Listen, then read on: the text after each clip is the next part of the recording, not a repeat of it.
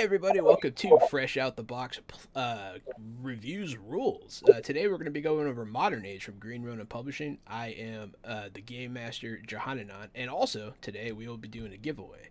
If you want to be a part of that, type in hashtag age into the chat and you'll be automatically entered for a chance to win. I'm the co-host Casualty CDG, but you can call me Gary. I'm a retired child crimes and human trafficking detective turned tabletop titan and improv comedian. And I'm excited, Jahan. I'm excited to be here and learn about Threefold. That's a setting I don't know anything about. And I'm Robert. I'm a tax geek with hair. I'm a little bit newer to this, and I'm here to learn a good amount as well.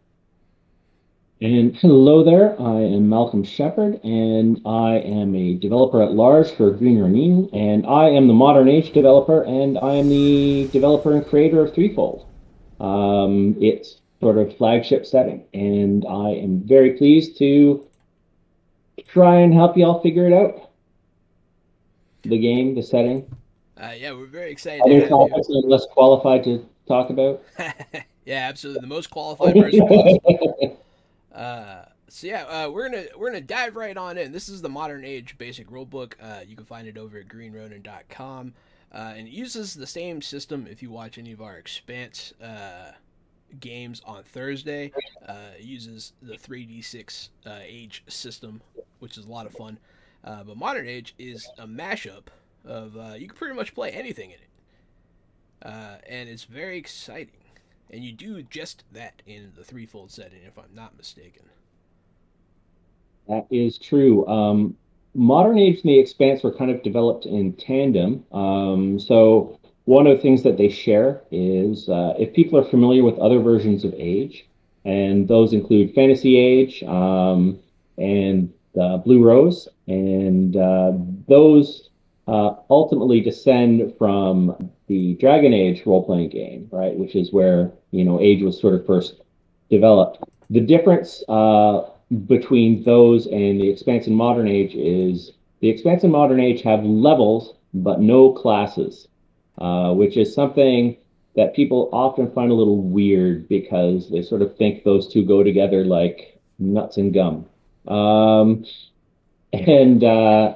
What I find, the reason we kept levels, I actually do have a version of it in my head with no levels, but levels work really well as a way to meter out character advancement, so they're relatively balanced. Like, I don't know if you've ever played GURPS with someone who, like, wants to be a sword master who's terrible at everything else, right? Because you can do that with the points. But, that's kind of one of those problems where you have the, like, lopsided, like, I only know about murder. Can you lend me $5? I'm the stabbing guy. You can catch me stabbing. Yes. No, I'm guilty of in one-shots, sometimes I'll play the stabbing guy. Oh, yeah.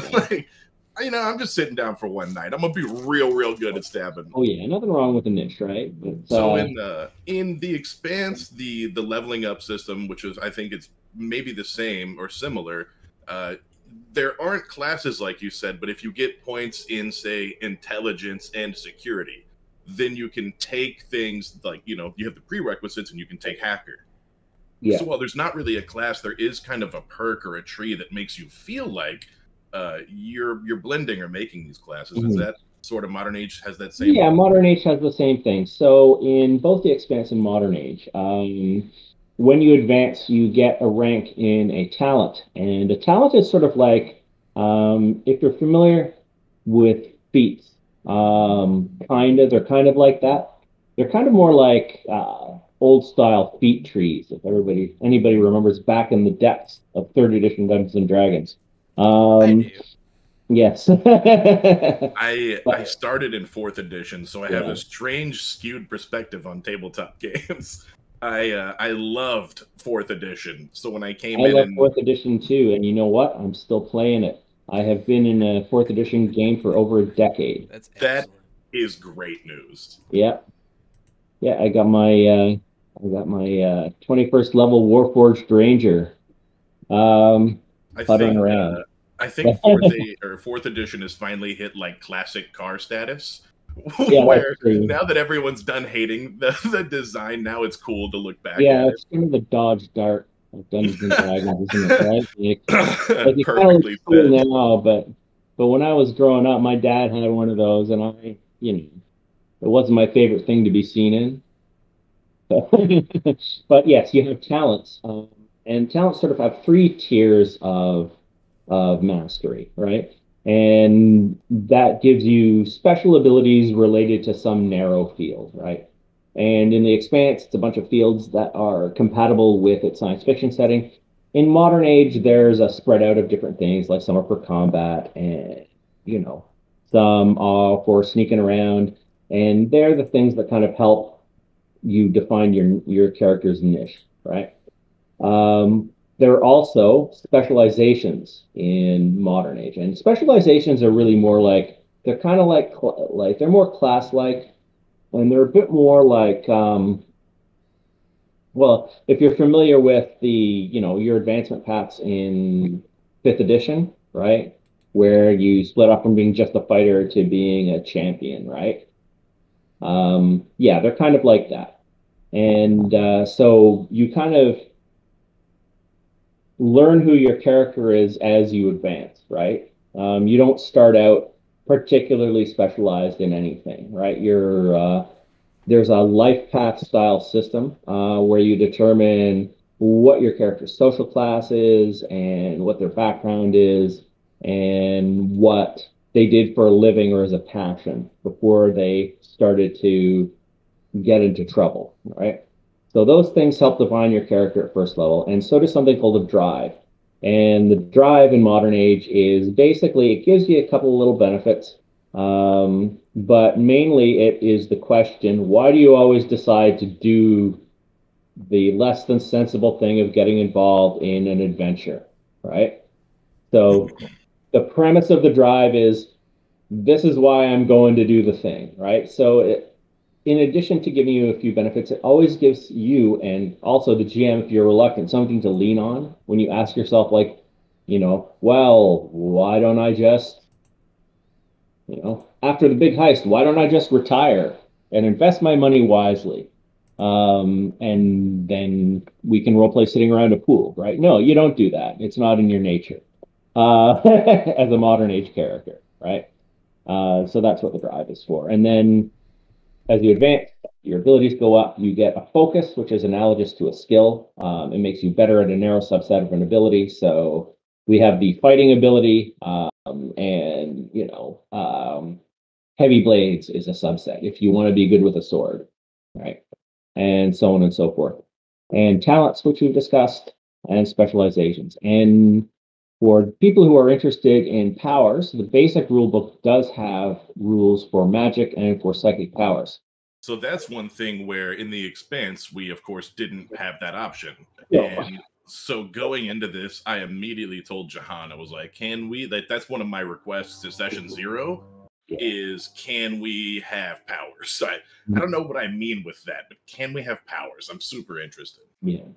So there are psychic powers and there's magic, and they're largely compatible with their counterparts in Fantasy Age. So you get 2 spells when you take the first rank in a magical talent called an Arcana, right? And then you get 1 spell for each of the subsequent ranks, right? And the spells are organized around a theme, right? Like, there's the Fire Arcana, or there's Psychic Shielding, for example, right? And there are a couple of different options, like, it's a point-based system. You spend the point and you make the roll to make the thing happen. But there are options to make it fatiguing instead, right? And that is something that Threefold actually makes as the default for psychic powers to set it apart from magic. If you want more elaborate powers, well, there's a treatment of them in the Modern Age Companion, which is the big book of optional rules that goes with the basic rule book, right? And the idea is you can grab stuff from there to support a particular genre, right? So there's some rules for, playing someone who isn't a human in the normal sense. There are rules for superpowers and extraordinary items and things like that. And those were kind of sketched out by Steve Kenson. Now, the funny thing is, people liked those so much that we ended up doing another book of Powers that's not out yet, called Modern Age Powers, but it is coming at some point next year. Right? Okay. See, but it's now completely you got me written. excited. You heard it here first, folks. Yeah, no, I just brought up the Modern Age Companion because we have that one too. The artwork on all these books is amazing. Well, my hands would cramp if I did it myself, so I have to admit that there's a bunch of people who, Hal Mangold, who's the creative head of the production creative person, who finds these people, and I provide some notes, and then they usually do something that's slightly more sensible than my notes. Well, because if you're not an illustrator by trade, right? Like you don't know what the effort is necessarily. So it's like, quarter page. Well, I want 5 guys fighting a dragon. The dragon has 3 heads and one head shooting lightning. And then I'll go quarter page, dude, and I'll be like, okay, one guy.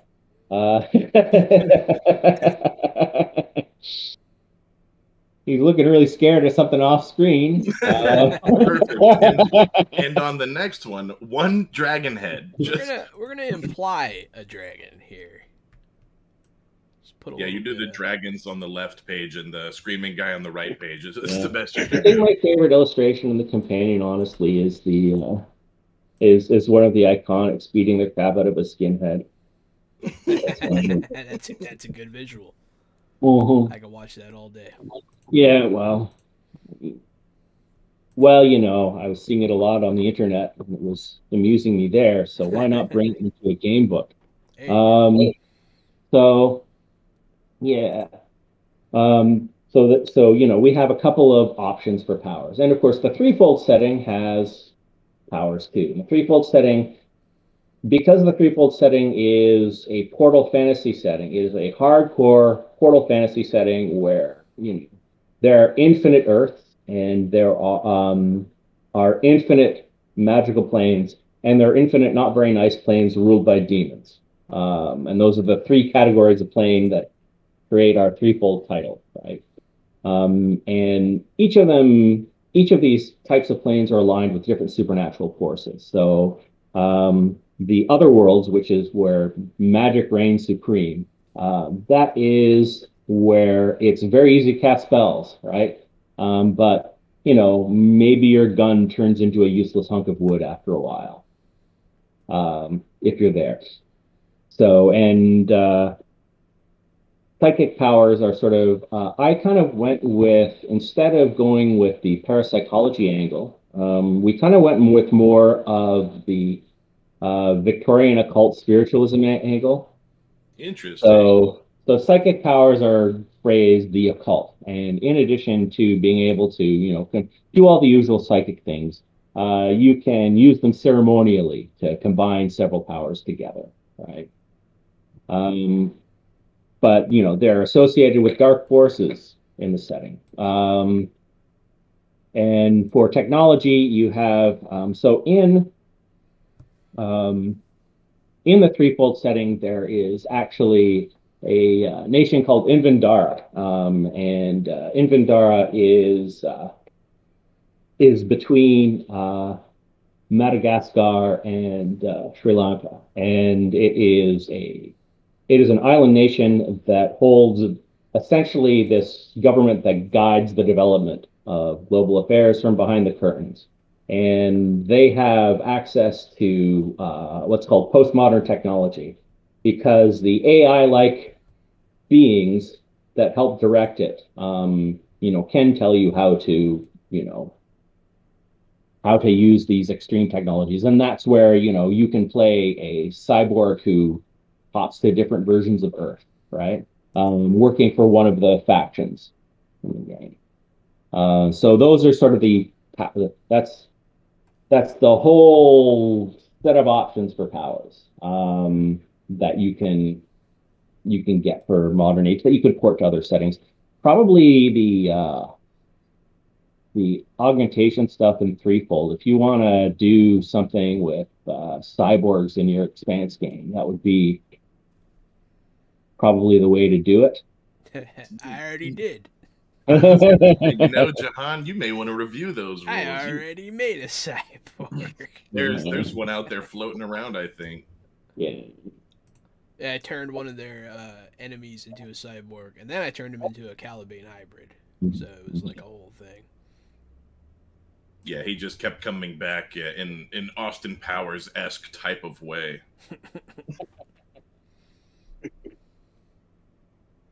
So basically with the game, we tried to provide, the idea is to provide as many options as possible without it being directionless, right?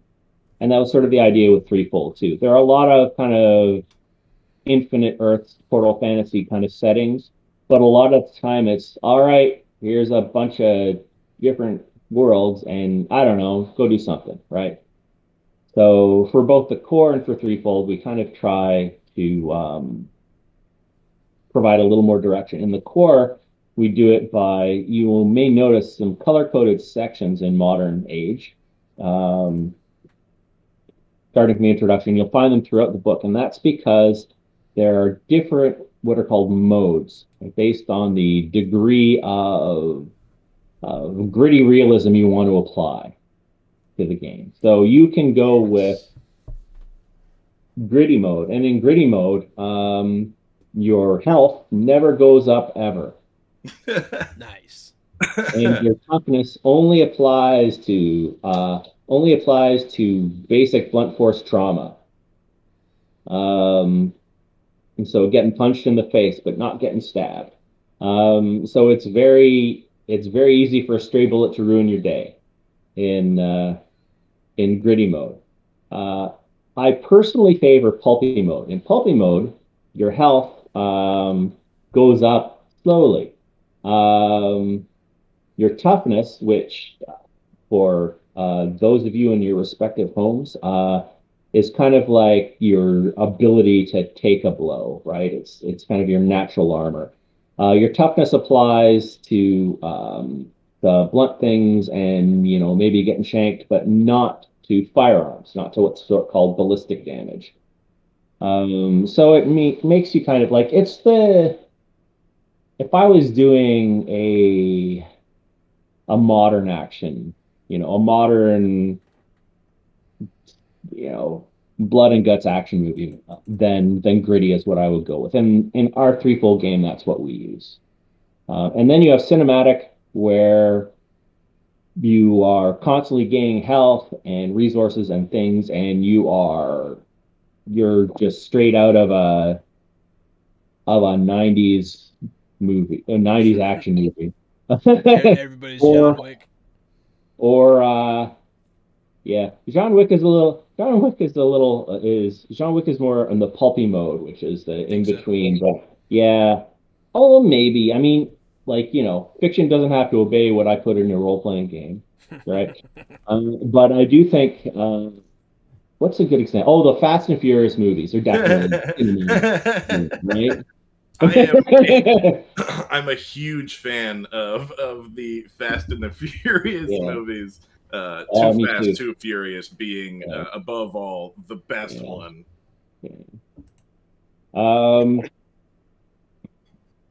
Yeah, actually, I just watched Hobbs versus Shaw today while I was exercising. Man, I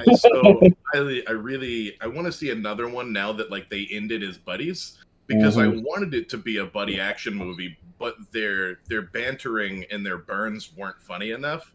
I just want to see them being really funny as friends in another one.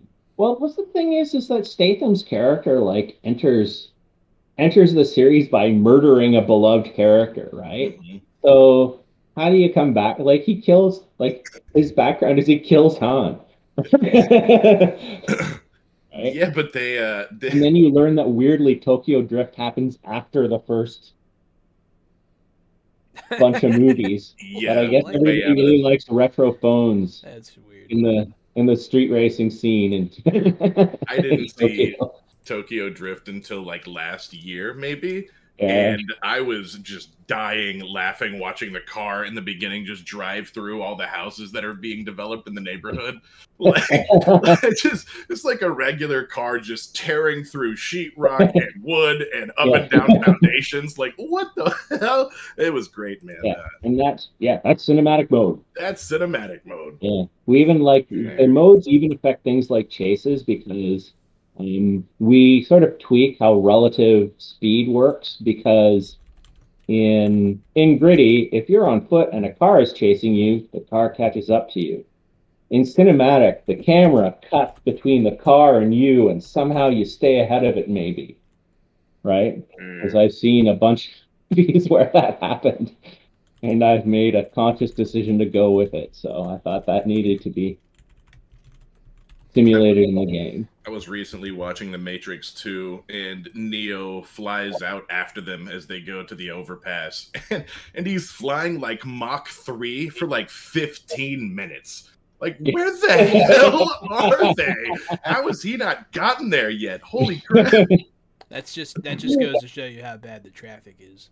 That's I guess just the castle was real far away. Yeah, cinematic mode. Like, Back and forth to Neo. Yeah. I don't know. The second movie, because the first movie I thought, okay, so we think it's our world, but it's not. But then they started talking about the city as if there's just this one city, or the mountains. And so I'm like, now I'm imagining it as sort of like an old school, like, video game map. Like, with borders. No questions. Yeah. You go and like you just clip off the edge of the world, and the flat earthers were right the whole time. Yeah. Oh man. But Robert's just, oh man. Robert's had one too many run-ins with flat earthers in his life. Oh my. I have. I'm gonna have to throw one of those as one of your dimensions. Well, okay, there are some planes that are flat. Okay. Right? Like, all the Earths are round. No, don't. It's okay. It's okay, Robert. All the Earths are round. Okay. but some like. Okay, so there's a plane called Alatum, which is the capital plane of this faction in the game called the Divine Empire. The Divine Empire is a bunch of squabbling demigods. Nice. And they live on the plane of Alatum. Well, they don't all live there, but like a bunch of them do. That's their capital. But it's a flat oceanic plane that's infinite. And so if you want to have a fancy mansion, right, you're basically looking for an island somewhere. And the closer you are to the center of activity, the more prestige you have. Because otherwise, who knows how many thousands of miles you have to go over the ocean to go attend a parliamentary meeting or something like that, right? And there's a world that is like, it's on the back of a dragon flying through space, and people are that's all coiled up, and people are punished by being put into catapults and launched to a different coil. That's how they get exiled. Right, but fortunately, gravity is accommodating enough. Right now, in my Threefold game, we are dealing with a plane that is just like there was kind of a prehistoric war, and it wrecked the surface. So there are all these sky cities, and fortunately, the air pressure just remains the same all the way up. And nobody's sure if if the stars are in outer space or, the air just keeps going, right? And we're fighting sky pirates that were backed by the Divine Empire. Oh, God. And they brought this guy who was like Thor, but a jackass. He's this flying demigod who shoots lightning, and he was basically there to bully these people so that they wouldn't organize and join the faction our characters belong to. So we tied him to an anchor and kept loading stuff on it until it was too heavy and he fell down. So that's the kind of stuff you can do in Threefold. Oh yeah, and that was the one too where it's like my character is good with a sword, right? So I'm like I'm like swashbuckling, fighting sky pirates. I got my sword. This is awesome. I jump on the deck and I'm fighting someone. And then the other character comes on, and she has this thing called ability, what's called in Threefold, we have these things called soul talents, which are ways of refining your soul to do special things. And she has Earth Soul, which means she brings the physical laws of Earth with her wherever she goes. And she brought that and an assault rifle. So I'm like, hoo ha, I'm here. Like, well, May, that was no fun at all. I was thinking I was thinking about how fun it would be to like come the other way, to bring a cannon from a pirate adventure into the future and just blast somebody with black powder. Oh, yeah. But bringing an AR to the space pirate fight, yeah, that's bringing the gun to the sword fight, right? Yeah. Yeah, no, so these are the kind of things you can expect in this game we're going to be playing, Robert, in case you're wondering. But yeah, so it sounds like there's a pretty extensive canon in this world. In Threefold? Yeah. Yeah, I kind of wanted to do, like, I wanted to feel like the new core book for a game that's about 10 years old, right? So it is packed with stuff. And probably the big challenge getting into it is to find an angle in. And the default that we do in our games, and it's sort of, what we recommend in the book, is that there is an organization called the Sodality. And the Sodality belong to an alliance of planes that all believe in essentially decent values, right? So they, they're run democratically. People try and take care of each other. You're not allowed to rip out people's souls and sell them, which is a recurring problem in the setting. Excuse me? Did you just say ripping out people's souls and selling them is a recurring problem? Yeah. Okay. Yeah, because they extend their life and they can be used for magical power. And demons like them. The Inimicals are the demons of the setting. So, they don't do that stuff. They're good guys. And so that sort of like alliance of states is called the Vitain, and the Sodality is their exploration arm. And if you want to, they're basically like the magical counterpart to the Federation in Star Trek. You even get a badge that you can use to communicate with, and has a couple of other functions, right? So the idea is, a great default way is to have your characters get together as a mission, which is the standard small group of operatives who go and do things, which just happens to be a handy way to put together an adventuring party. And you have a supervisor who may say, go and help those people on yonder plane, and you will travel to it through gates. Because the thing that connects all the planes are gates, and gates are difficult to close or destroy. This is something so that you can have stable interaction between different planes, right? So you might follow a chain of gates to some distant plane that maybe one of the other factions is trying to take over. There's this sort of liberation army that comes from the Hell Planes, called the Night Host, who basically go about conquering different planes for their own good, right? Because if they don't get them, then the Inimicals, who are the demons of the setting, might get them, right? And so you might want to negotiate with them and do we call it speculative fantasy. The GMing chapter talks about this, right? So if you've ever heard the phrase "planet of hats" in relation to science fiction or Star Trek? No, I have not. It's these one. Okay, so in a classic stereotypical Star Trek episode, right? You beam down to a planet, and everything seems normal at first, except everybody's wearing a funny hat, and they want to kill you because you are not wearing the hat, right? Why are people wearing these hats? Why are these hats so necessary? Who is the god demanding they wear these hats?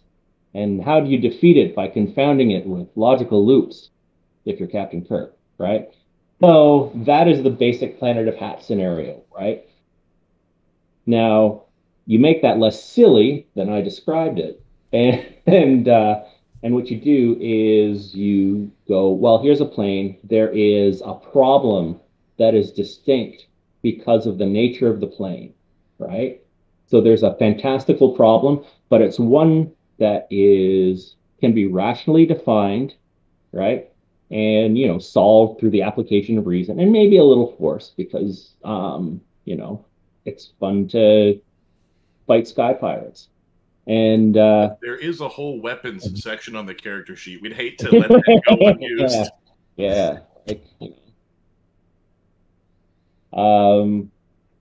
So the idea is that's your bread and butter kind of adventure in Threefold, right? Is to go to a plane, solve a problem. You're a member of a faction that is devoted to helping people with their problems, right? If you want to go a little grittier or science fictional, you can go with Aethon, which is the organization that works for that secret Earth state, and that are people who are frequently post-humans, and they travel to different parallel Earths. Parallel Earths are outside of the gate system. Use something called a quantum arc, which is essentially a box with a lever in it, because all of the effective hardware for quantum arcs are centralized. So there's no machinery in the actual arc. There's just a box and a lever, and you pull that, and you go to a planet where Franz Ferdinand was never shot, right, or something like that. And usually it is to investigate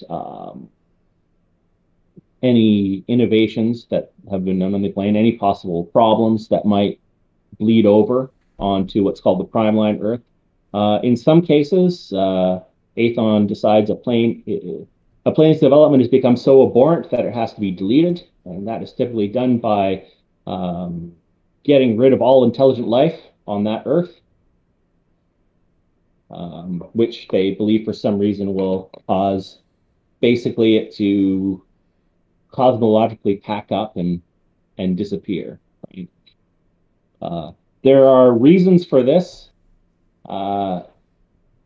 in the Game Master section of the setting that I don't want to give away. Right? Oh, I'll be reading that. Now, it sounds a lot like the TVA from Loki, which is I kind of have an example. We totally so when that show came, you're like, we did it first. Yeah, I was like, yeah, I was, Leonardo DiCaprio pointing at the TV meme guy. And actually the next thing I did was I wrote a 2-part article series saying you want to play a trickster god hopping through parallel worlds, and it's on the Green Ronin site, and we provide stats for the trickster god that work with Threefold. That's pretty funny. And what such a scenario might look like. But yeah, I mean, definitely you could take inspiration from something like the TVA.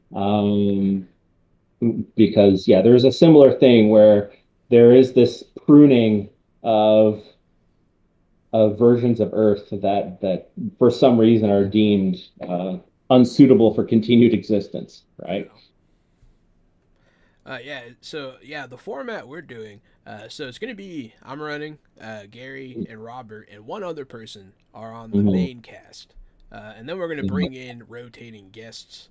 And so we're doing a continued story, but we like this setting because it can also do the one shot. Yeah. And we're going to do a bunch of one shots and a continual arc. And we're pretty excited for that.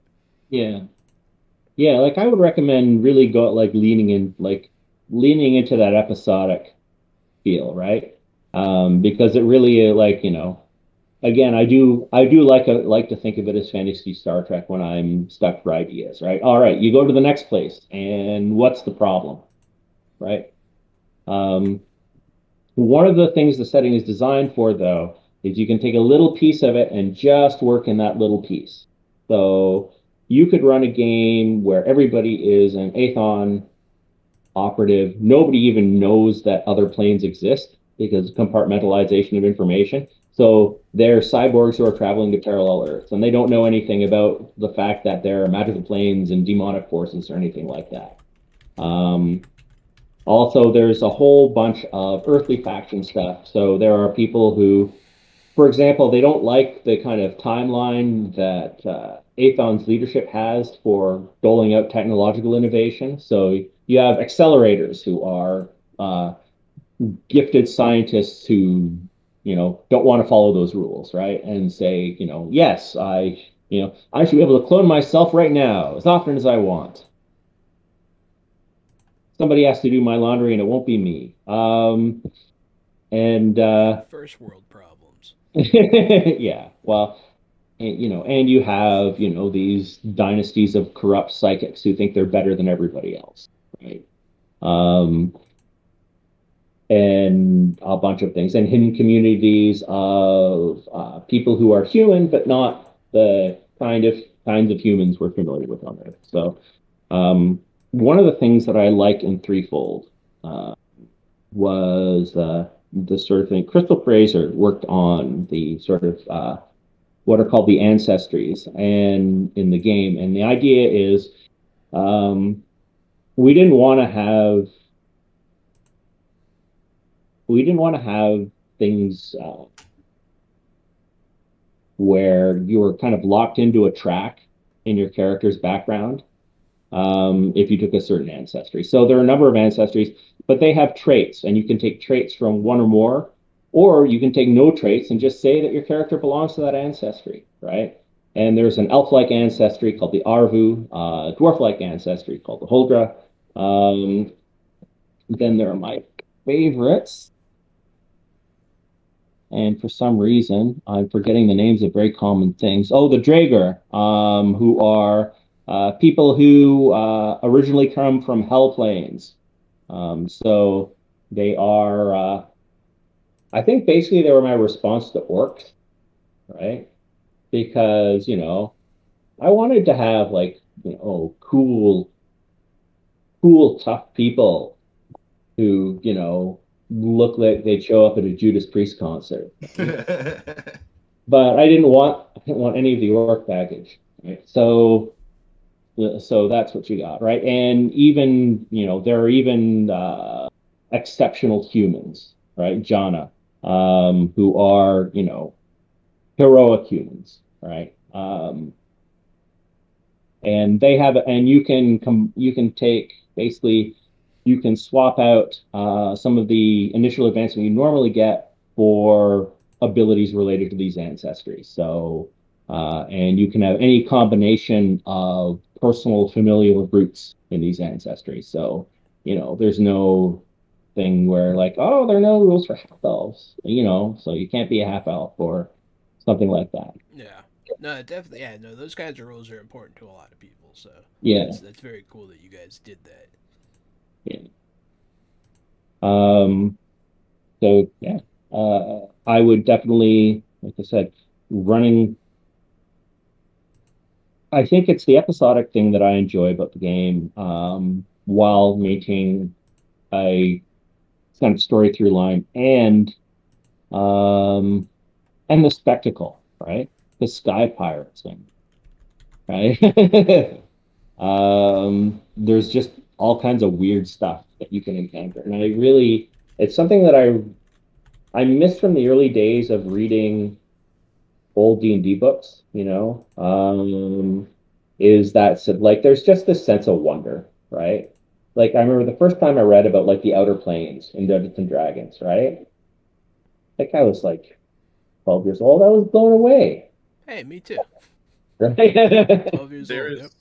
There's something about the easy, quick to access systems are good and fine, but there's something about having a system that has some rich lore that you can read in your time off, and you can look at it in your downtime, and it's the same set of facts for everybody. I like homebrew. Homebrew's nice, but again, when you can all go to the same resource book and learn the richness of the world together, there is something magical about that. Mm-hmm. Yeah, I'm a huge homebrew person as well, but lately we've kind of been playing some setting stuff because companies have been giving them to us, and I really do like it. Makes you feel like you're part of the greater story when you're incorporating it on a weekly basis. since I know you know we've been playing Expanse, and I watched a little bit of the show a couple years ago and stopped watching the show.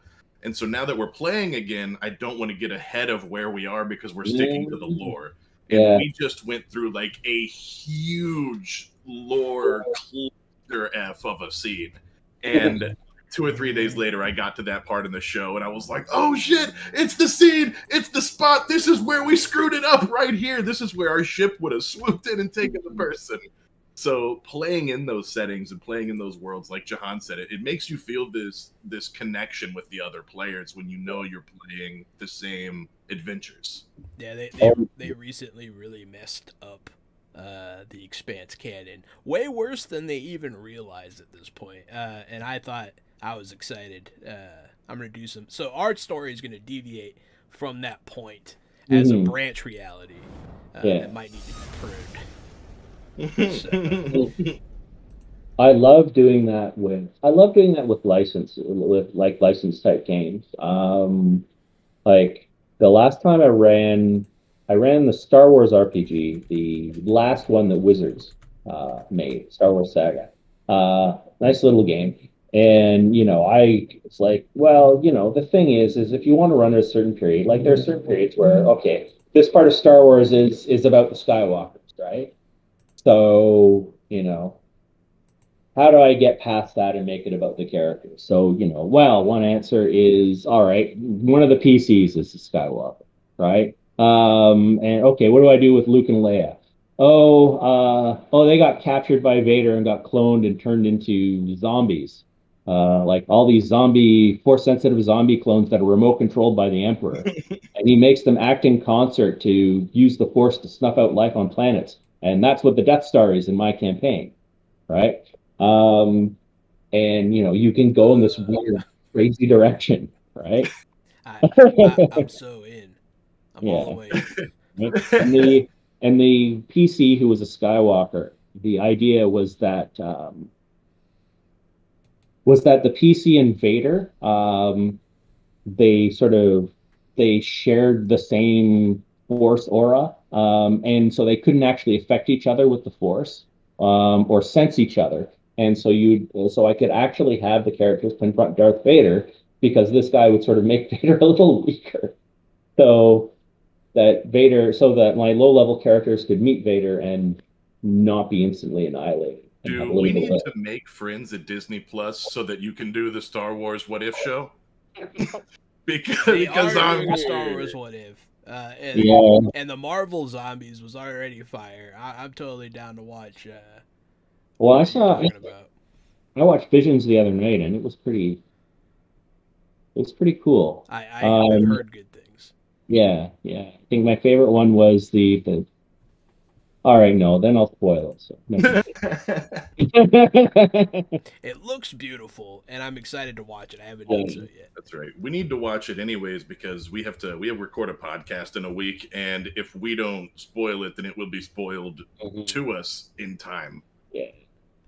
I've been staying away from What If because I haven't really had a chance to watch it, which is weird because I binged Vision, so I don't know what I'm talking about. But I'm staying away from spoilers for it this time around. Sorry. It was good. It was good. That's all I'll say. But yeah, I love messing with the canon as well. I've avoided canon for so long. So one of the games that we ran, we were doing the canon, and I took some liberties. Boy, oh boy, did we hear about it on Reddit. It was in the Warhammer game, and those guys jumped on me for like introducing a 5th Chaos God. And they were so mad. And I was like, "What are you doing? Like, just let me do this. Just let me play my game and have fun. What are you doing?" But it hasn't dissuaded me. I do enjoy messing with the canon. So.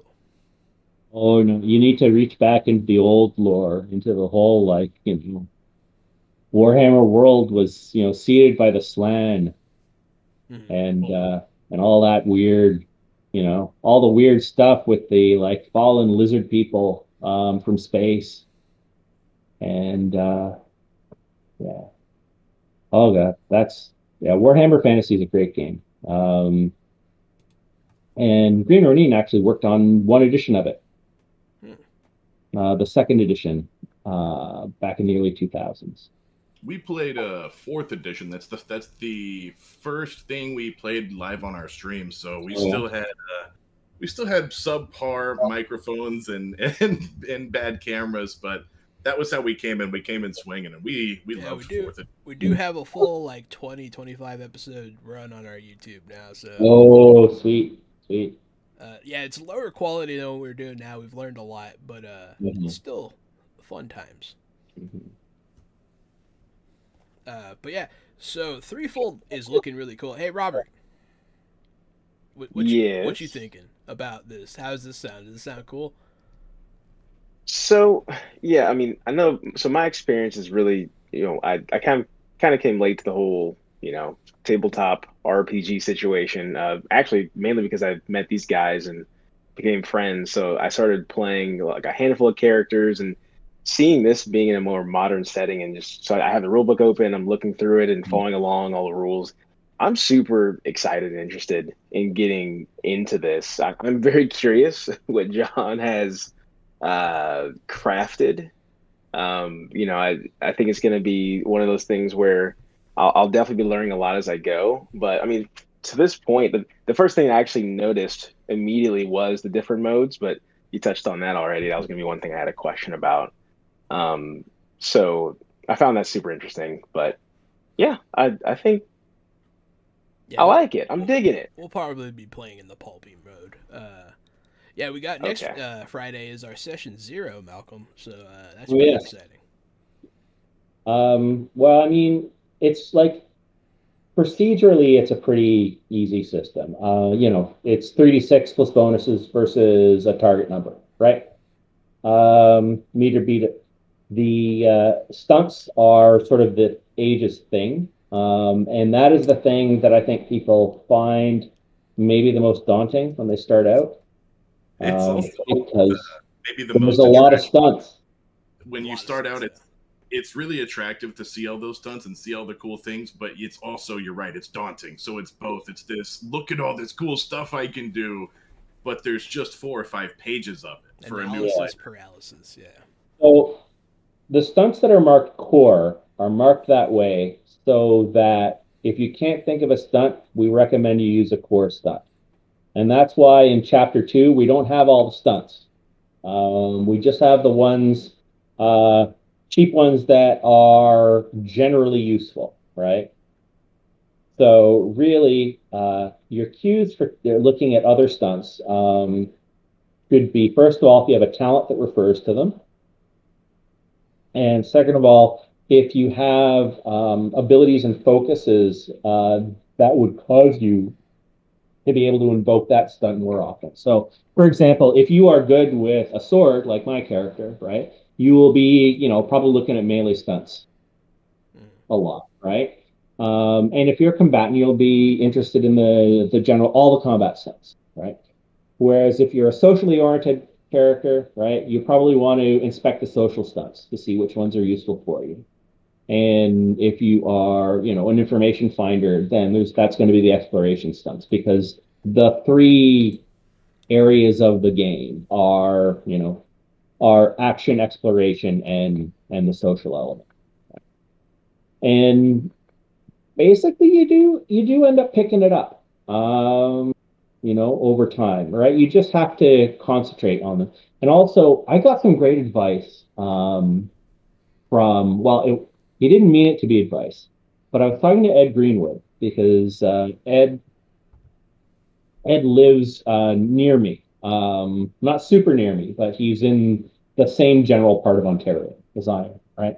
And he was at a local convention, and he was talking about this time where, when I went to Gen Con and I was, when I was a kid, blah, blah, blah, I would talk to these old war gamers, and the war gamers would go, "Oh, this is for you kids who have no attention span, right? With these role-playing games, right? And leave us to play our campaign for North Africa."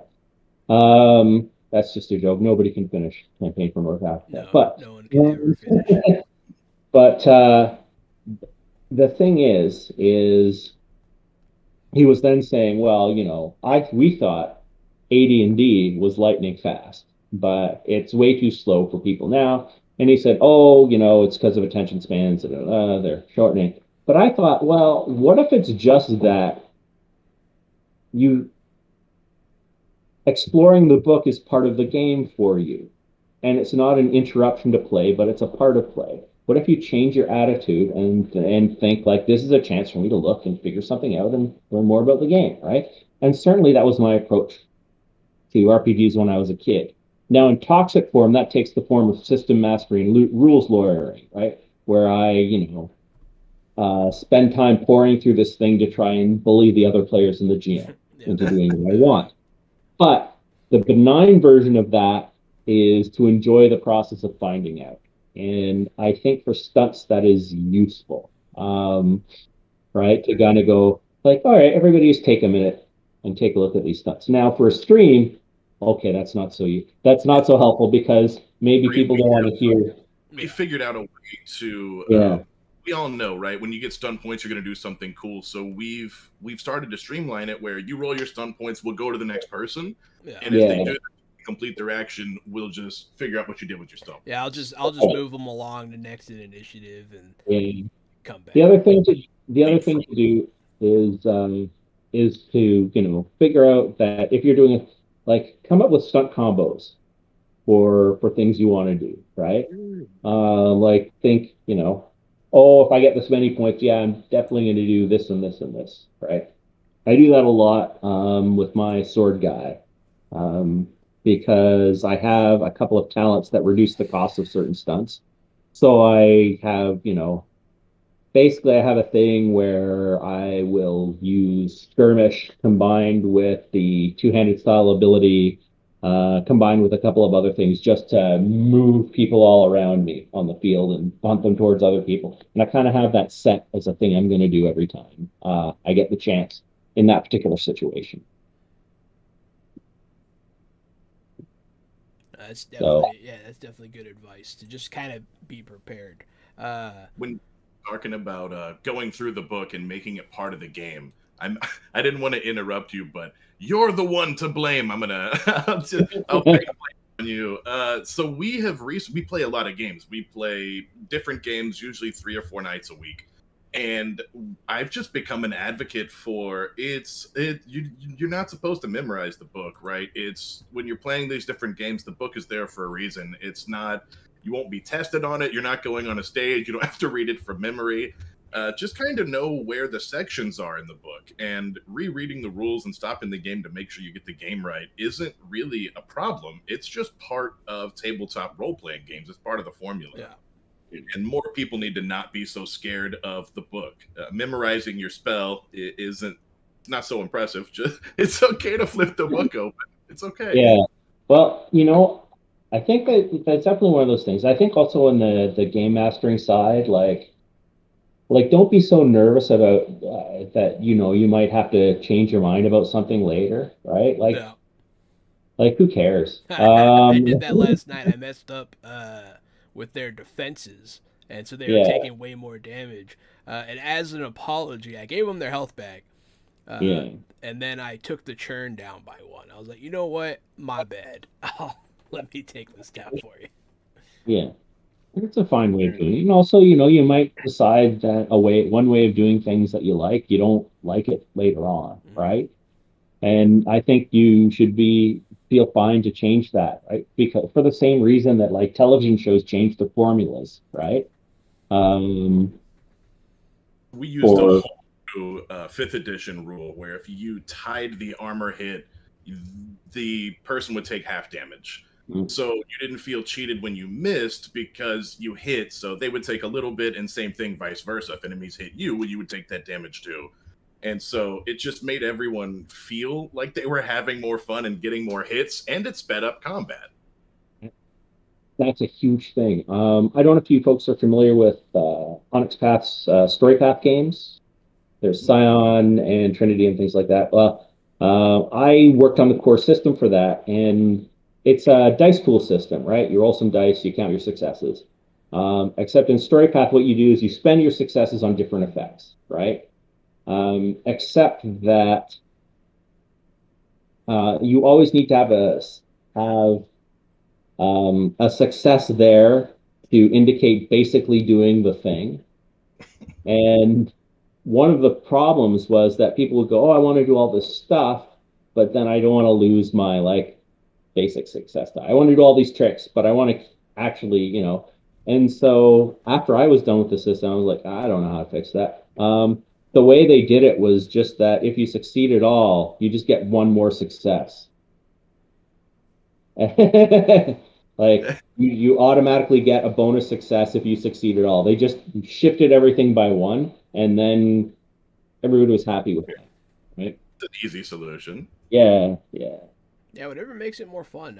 Because sometimes I have to, mess things up a little bit for my players when, like, I can see them get frustrated because the dice just hate them that night. Mm-hmm. And you gotta, it's not fun to sit there and be ineffectual for an hour and a half, So, yeah. Mm-hmm. I'll even add, so I was kind of poking through some of the combat stunts, and I will say thank you for putting core next to some of these. I can imagine me being in any situation needing a combat stunt and me rereading all 9 or 10 off the top of my head, looking at the combat ones, be like, okay, should I blockade? I don't know, skirmish? Yeah. Sure. No, actually, I think I'll shock in all this one. Yeah. And I'll just kind of do that for a while in my head, but knowing that there's a handful that are kind of go-tos, and then when a situation arises that could probably use a specific stunt in that way, I think having that's helpful.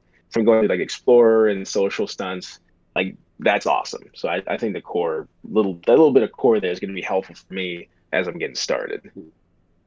Also in the companion, there are rules for generic stunts, for what we call general stunts, and there's a table for them. So you can actually you could conceivably replace all the stunts in Modern Age with that one table. Although it would be kind of lo-fi and require a little more interpretation, right?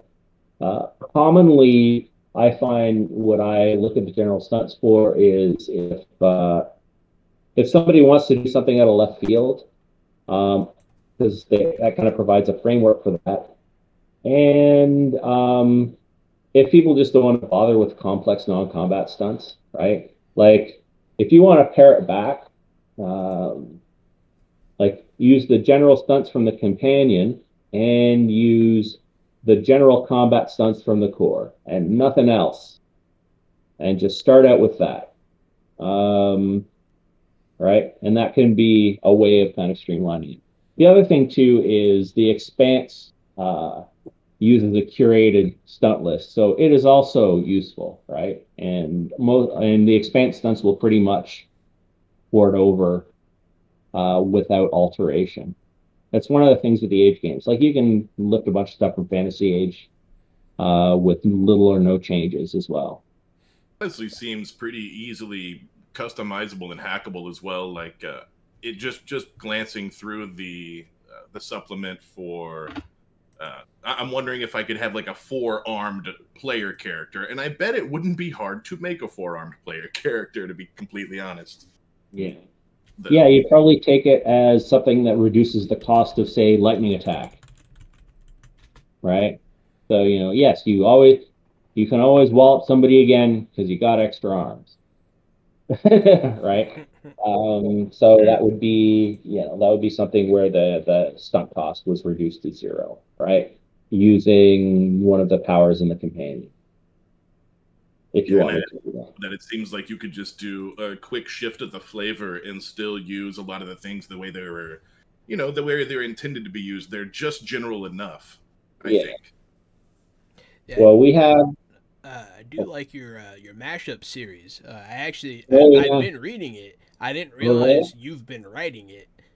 Yeah. Very cool. You can just take any of the Age stuff and just. Yeah. So for those of you tuning in on the Green or Mean blog, I have something called Book Mashup. And in Book Mashup, what we do is we take different settings and the associated games and sort of mush them together and see what we come up with.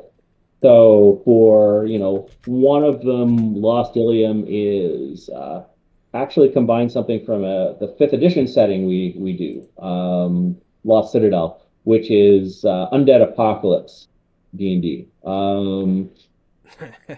We mashed it up with Trojan War, which is the Fantasy Age supplement we did about the Trojan War, right? So because Lost Citadel has an age adaptation, you can combine them, and you can create this setting where, like, every city but Troy has sort of become consumed by the undead, because Hades has decided that he's just not going to do his job anymore, which is kind of what you need to do, because undead actually aren't like really a thing in Greek mythology.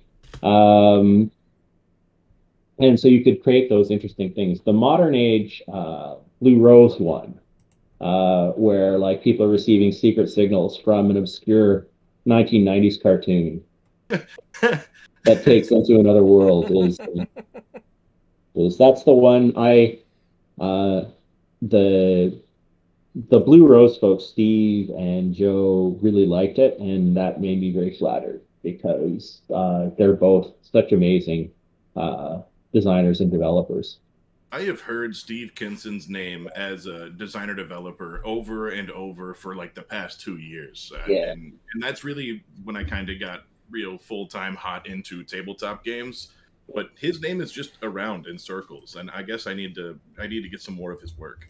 Well, he's the first Expanse developer. He designed Mutants and Masterminds. We have Mutants and Masterminds, and we want to play it so bad. We just haven't started yet.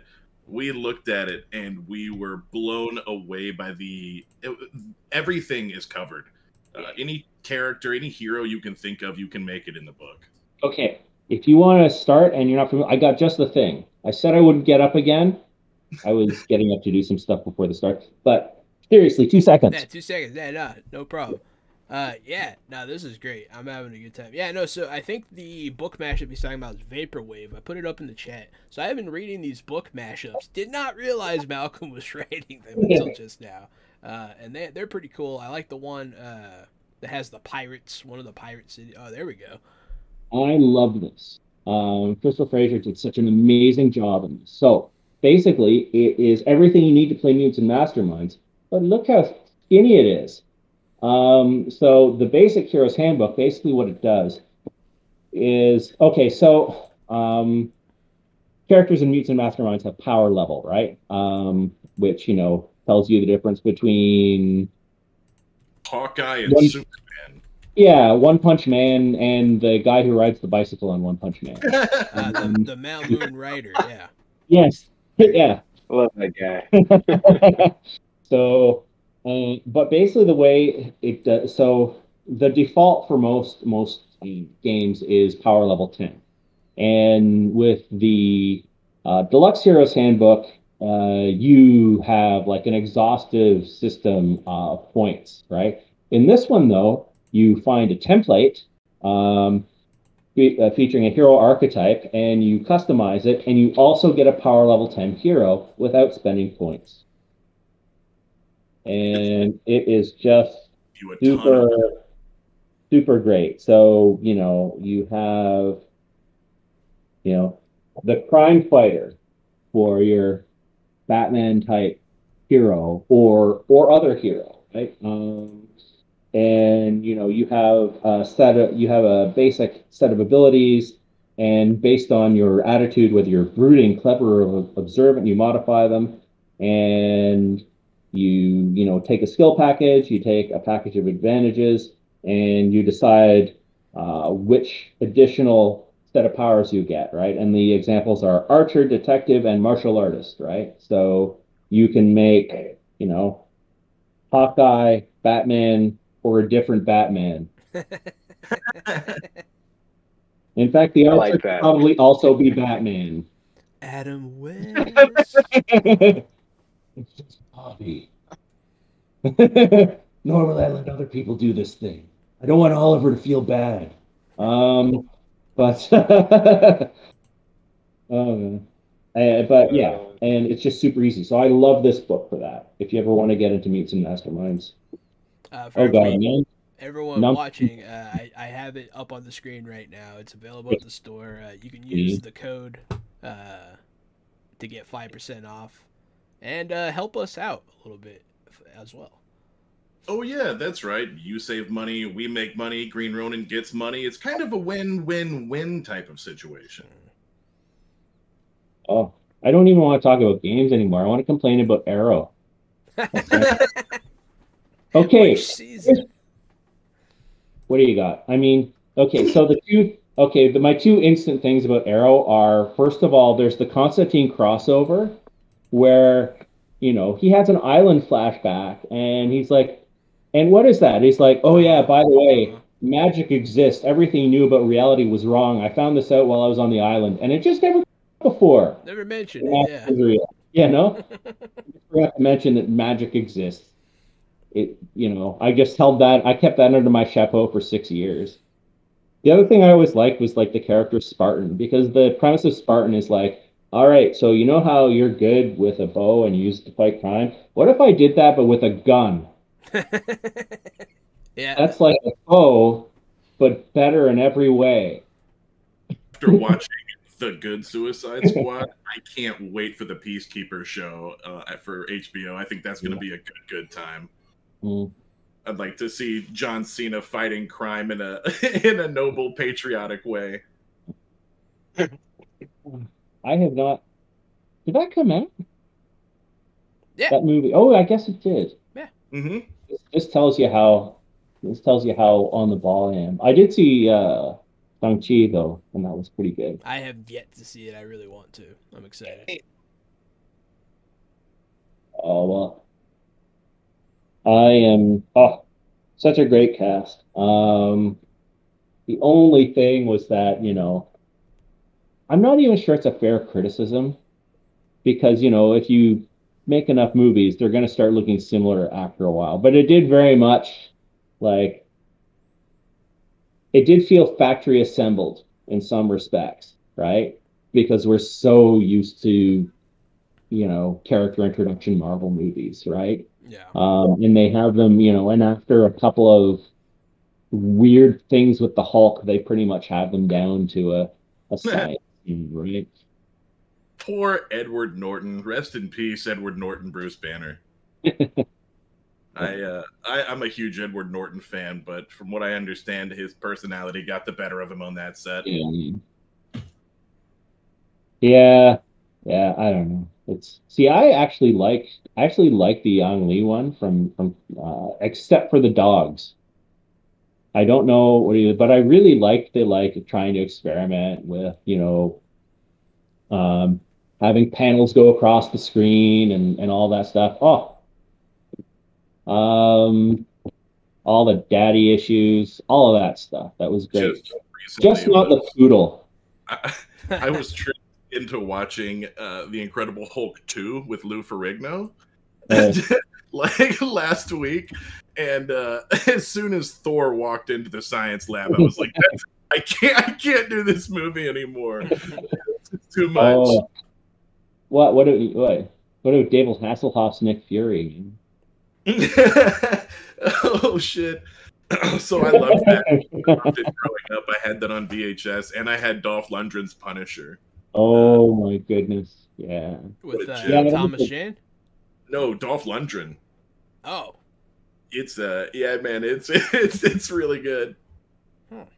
It's a movie that some people made. It is a movie that people well described. I always love the Hulk series because, like, in it, the Hulk is just, you know, he's as strong as a particularly strong guy, right?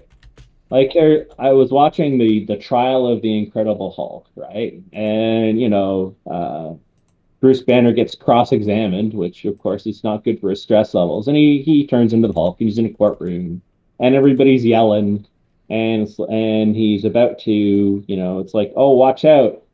He's going to pick up some benches. You better flee in terror. I mean, it's an especially heavy and unwieldy bench. You would definitely normally have 2-3 guys if you were moving it. and he's doing it by himself, though. So obviously he's unstoppable. So strong. I was informed So by Green Ronin that the only comic book, the only official comic setting Modern Age has is Lazarus. Yes. Oh, the Lazarus setting. Crystal Fraser did develop the book for that, and I only worked on it a little. Oh, that is great. Yeah. So the setting for Lazarus is, you know, in the near future, national governments essentially fall apart, and the families behind, the wealthiest families in the world kind of step out from behind the corporations they own and assert direct feudal rule over different parts of the world.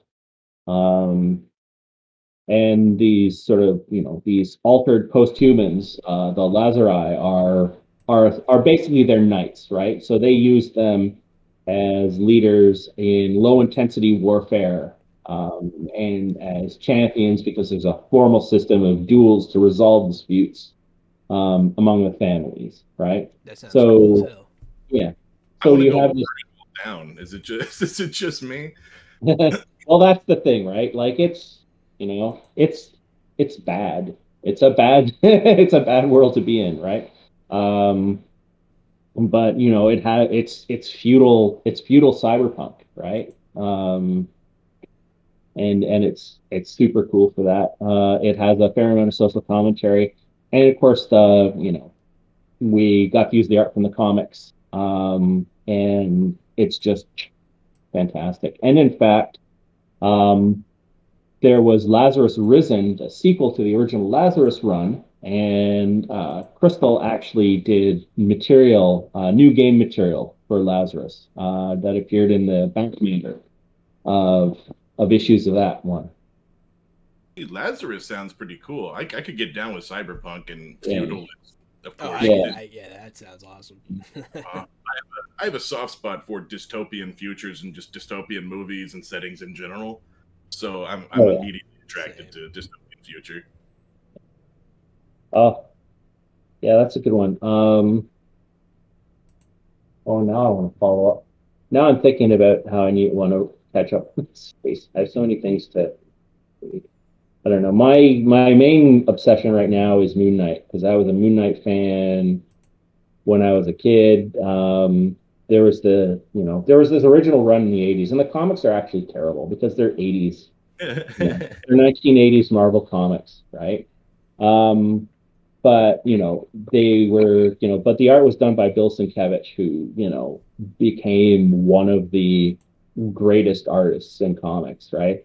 I think he's better known for his New Mutants run. Like if you're familiar with the really freaky New Mutants run where Warlock was introduced, right? That's all Bill Sienkiewicz. And Bill Sienkiewicz Is that designed when they the introduced Chamber also, or was that X-Force? I think that was X-Force. Okay. But I'm looking forward to the Marvel series, but I'm also looking through the old comics and amusement because things just get more extreme over time. Like because Moon Knight's old villains are like things like a really angry art thief, or an ex-nun with a crossbow, or a guy with a mace who's mad that people are angry at him because he's a down and out veteran and he blames the world and he wants to run for mayor. So for some reason now he has a helmet and a mace and he wants to take Moon Knight. I don't know. It makes slight sense in the comics. But there's so many things. Leaving aside the numerous problematic things about early Marvel comics, especially early Marvel comics with us street focus, right? Where it's the urban vigilantes. Oh, there's a lot of cringeworthy stuff there. It's kind of nice just to see something where like you're just impressed by somebody whose superpower is he gets beaten up a lot, but he's still around somehow.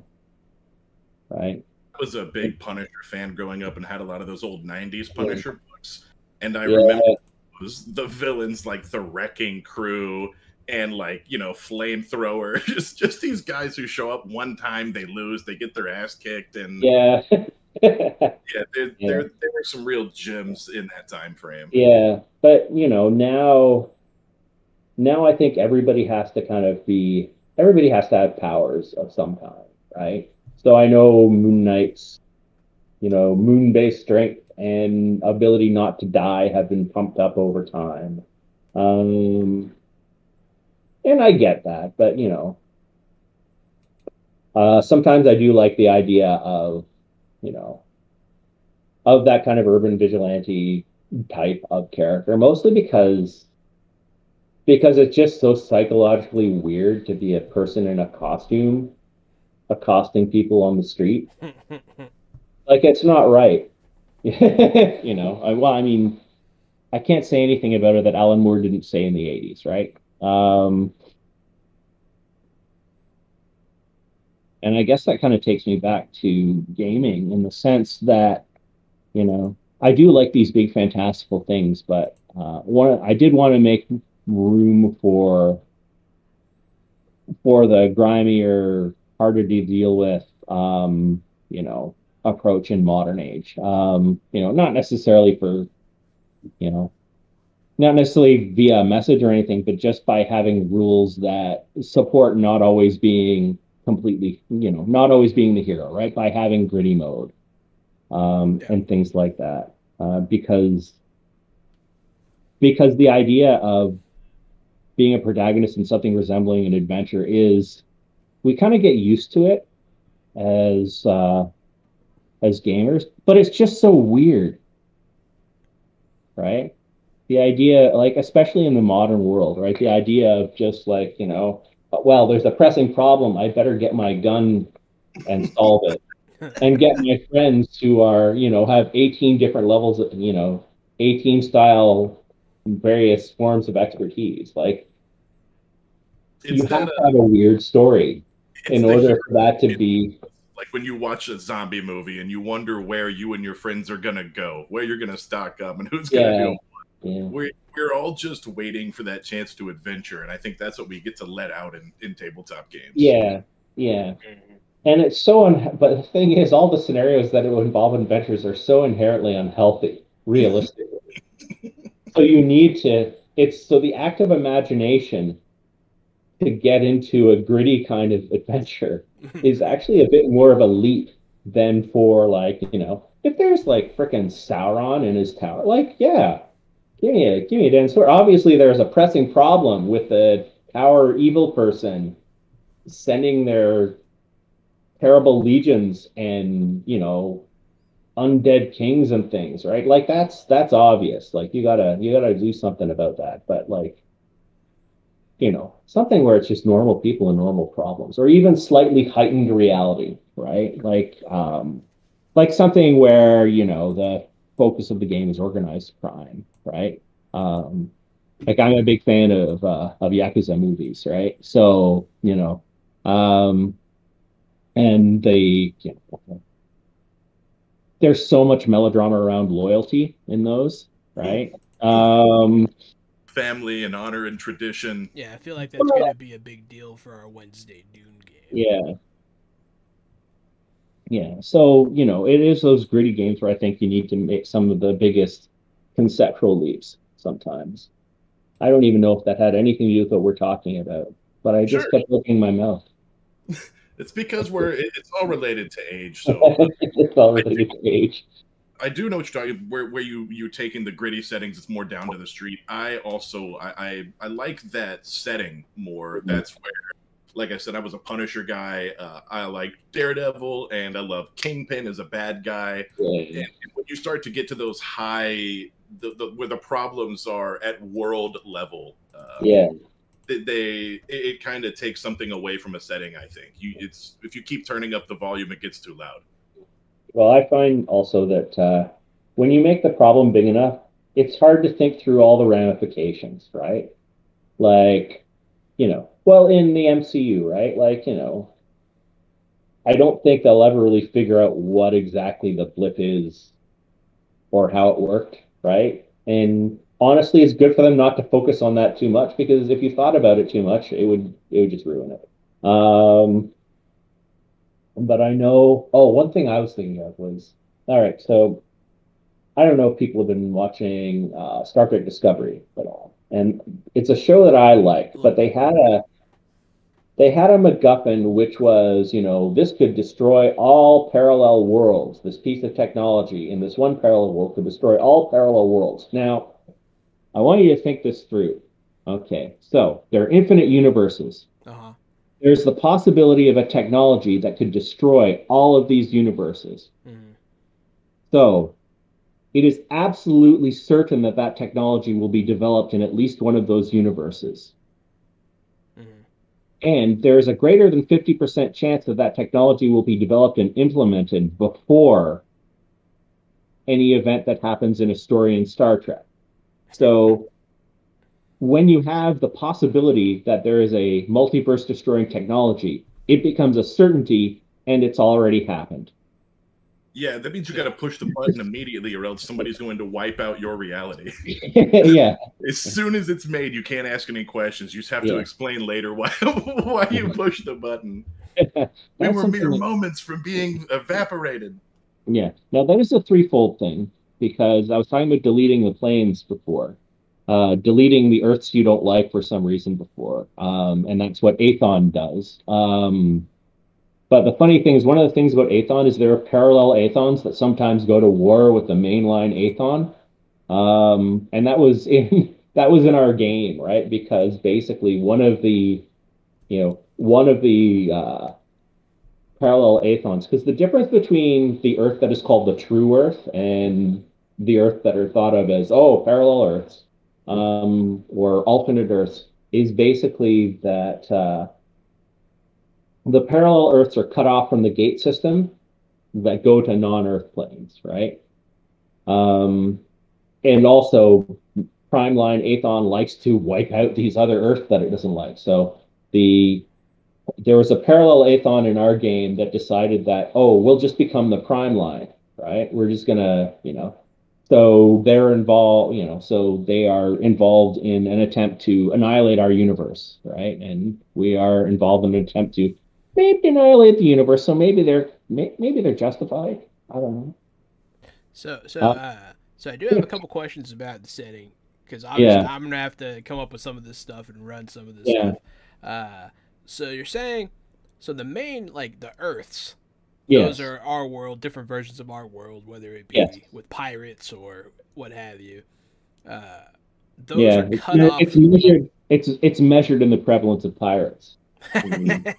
Hey, you have to have some sort of metric. I call them R's. But oh my gosh. But so the gateways don't exist on those realms. They use those boxes you were talking about, correct? To transport. So here's the thing. Officially, they don't exist on those other planes. Gotcha. But sometimes they do anyway, and it's considered kind of a problem. Gotcha. Okay. Interesting. So they can exist. They have existed. They might exist again.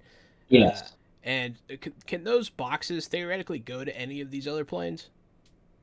They can only go to parallel Earths. Only go to parallel Earths. And then you can find potentially on one of those a gateway to another plane. Cool. Yeah. Usually the prime line, the main Earth, is the starting point if you want to go to the other worlds. Or netherworlds, or any of the more magical planes, right? No. No, that's really cool. So I watch a lot of Rick and Morty. They do a lot of multiverse stuff. Lately, that show's been getting away from itself, but they've been doing some canon, like the canon episodes where they talk about the multiverse. And recently, I'm not gonna do any spoilers because it's pretty new, but they just did some multiverse stuff that I thought was very cool. About they talked more about like the central finite curve, so that gives me some interesting ideas. I'm definitely going to have to come up with a core planar arc kind of thing.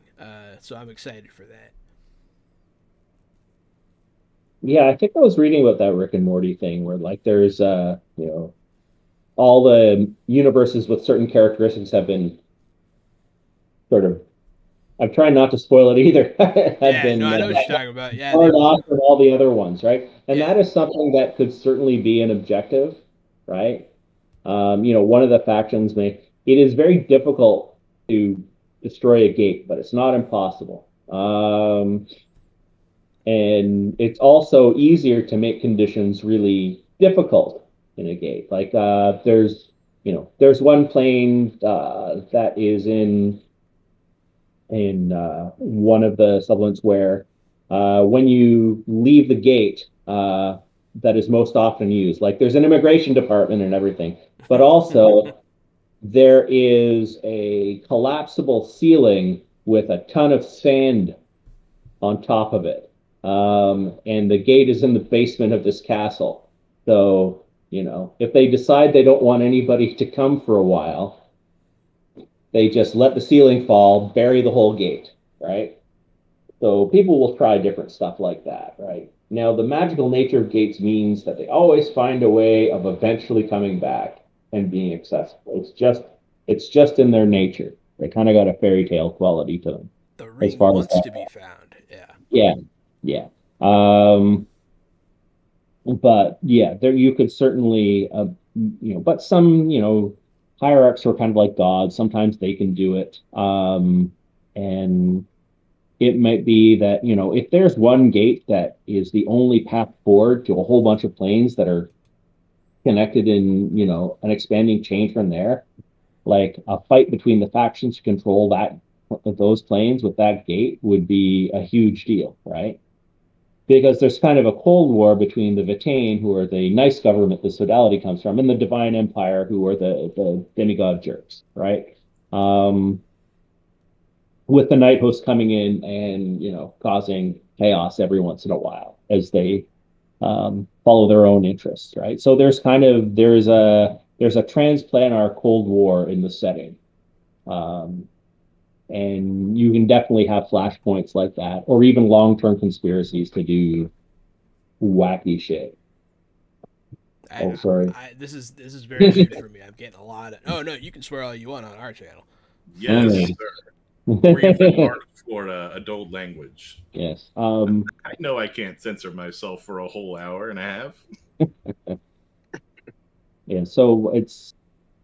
Like the main thing is read the chapter on speculative fantasy because I know it's a GMing chapter and everybody hates to read those. I love reading them. but the advice is concrete about how to structure things in the setting. But certainly you can have these big objectives. Oh yeah, and also I keep forgetting there are adventures for the Threefold setting. There's the 5 and Infinity setting, and those are adventures that go across. They go right up to, I think they top out at level 16. But there's a whole collection of them on Drive-Thru RPG. I actually think I have some of the 5 and Infinity. Yeah, along with a set of tables and guidelines to generate planes with dice rolls too.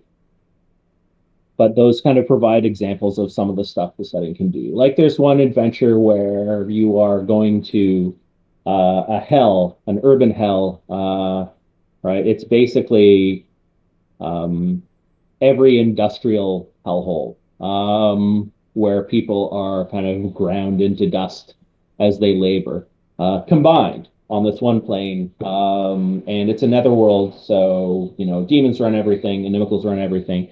However, a lot of actual business happens at the casino. So you are helping someone get back the soul that they unwisely gambled away. And that starts with a bunch of hijinks.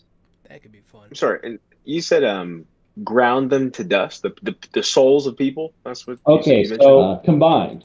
Just making sure I heard that right. So souls one of the reason netherworlds, which are the hells, are the way they are, is essentially because if you torment a soul enough, it depersonalizes it and it makes it sort of an efficient form of juice for demons. It's called haterade. Haterade, that's right. Wow. So, you know, basically, netherworlds are factories for processing souls through torment. Got Man, it. that sounds really Okay. dark when I say it out loud. Sounds like an Amazon fulfillment center. Yeah, it could be. You could literally base a netherworld on an Amazon Oh fulfillment no, they center. own Twitch. I'm sorry. Don't get me. There's our stream. There's a modern age adventure that does take place in a certain in a post-apocalyptic fortress that has a suspicious number of cardboard boxes in it, without saying anything libelous. I don't know, it's slander when it's spoken, isn't it?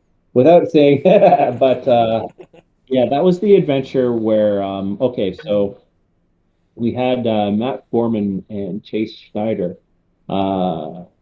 who have their own stream, and they ran this adventure called Feral Hogs, based on the well-known internet trend of 2 or 3 years ago now? Jeez. But they ran it as this mutant hogs in a post-apocalyptic hillbilly festooned wasteland, right? Pickup trucks, energy drinks, feral hogs, 30 to 50. And we live in Texas, so you just sounds like you're describing Texas. All right. It was an adventure set in Texas.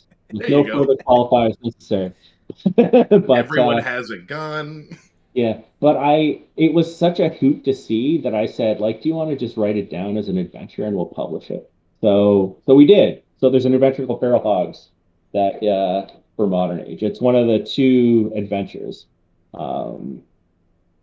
that aren't connected to the Threefold setting, that are sort of there on their own.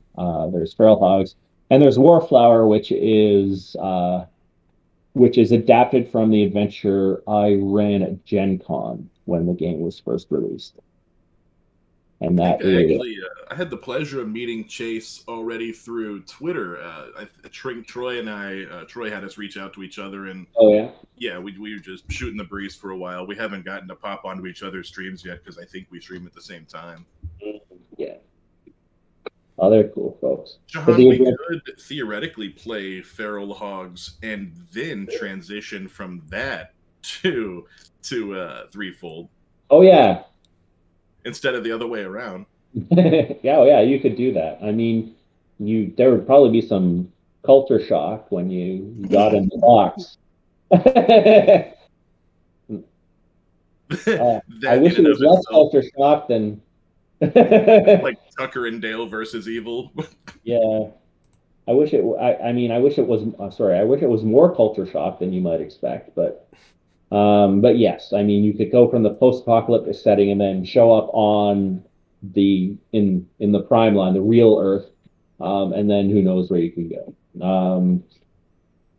Just a couple of hillbilly like Bill and Ted's trying to convince everybody the end is coming. Yeah. Y'all gotta listen. I swear these damn hogs are gonna take over. They're gonna kill everybody. We gotta take these hogs out now. Okay, Jethro, go on back down to Texas now. Well, you would know better than me. As a Canadian, I don't know, the kind of folks that I encounter are more Letterkenny-esque, if you've seen that show. I have. I love Letterkenny. It is not entirely inaccurate. I can't. I've rewatched it 2 or 3 times. The entire show in its full season entirety, all 9 of them. I can't get enough. Yeah, it's a very Canadian thing. There was also there's some things that just come as very. The other one is I don't know if you've ever seen Goon.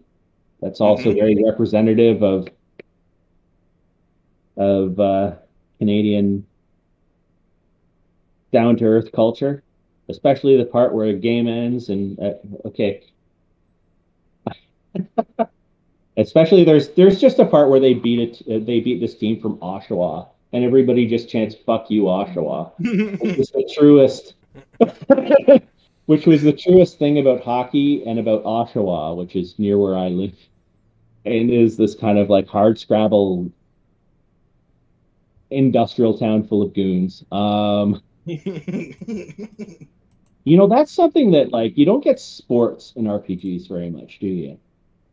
No, you don't. Like one of the hugest human cultural activities, right? And for some reason, it doesn't happen.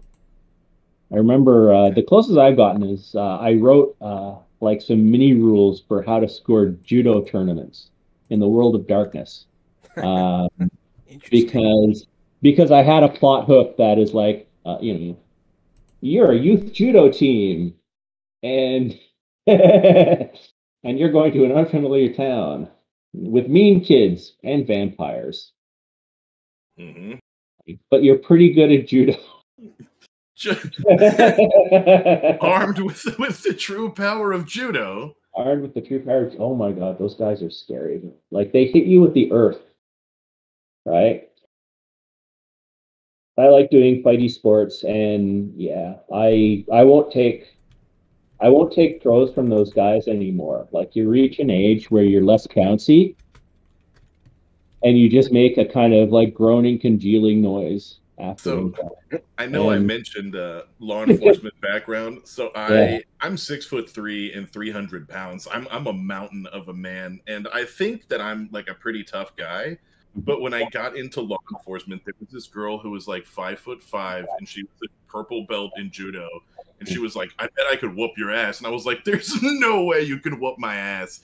And she slammed me on the ground so hard that just the audible, like the breath leaping from my body, like I thought it would never come back. Like a hot sack of potatoes, man. Yeah.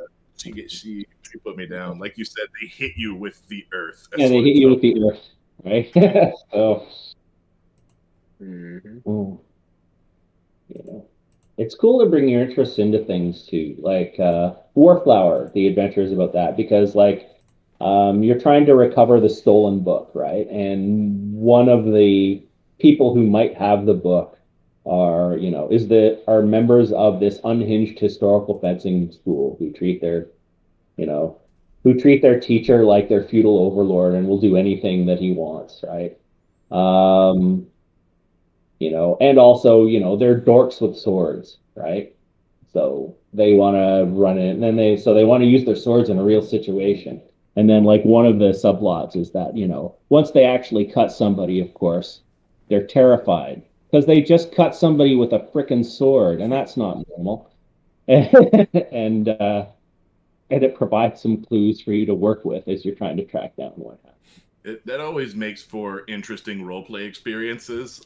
My character in The Expanse doesn't carry a gun. I don't like guns. I just usually work behind computers and terminals. And so when we get into these situations where people are just getting stabbed and shot all around me, it's a roleplay opportunity. I think it is for everybody. Once your character goes from being a pilot to a murderer, once you start blasting people, 3 or 4 people a day, I think there's a real opportunity for roleplay there. And, The Expanse is always treated that well, I think, right? Because you definitely, Amos is not a regular person, right? And, they emphasize that. And I find it very, those sorts of things very refreshing, right? Especially because we're kind of used to the gamist, right? You take these enemies appear and you take them off the board, right? And you balance them for that kind of mathematical challenge of reducing their being alive resource to 0, and then you achieve your objective, right? And it's much messier when you have a firefight and finally you go, I don't want to die. All right, fine, whatever, right? Or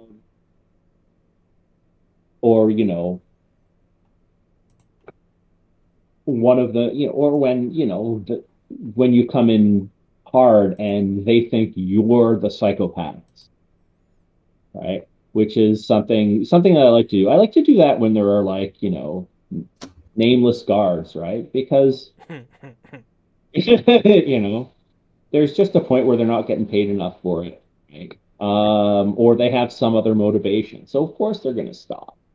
Yeah. No, definitely. Yeah, I like when people play with the gravity of actually killing people instead of just, Yeah. no big deal. You know, I've dealt with a lot of murder hobos in my day. Which I mean, there's no wrong way to play. You do you. Yeah.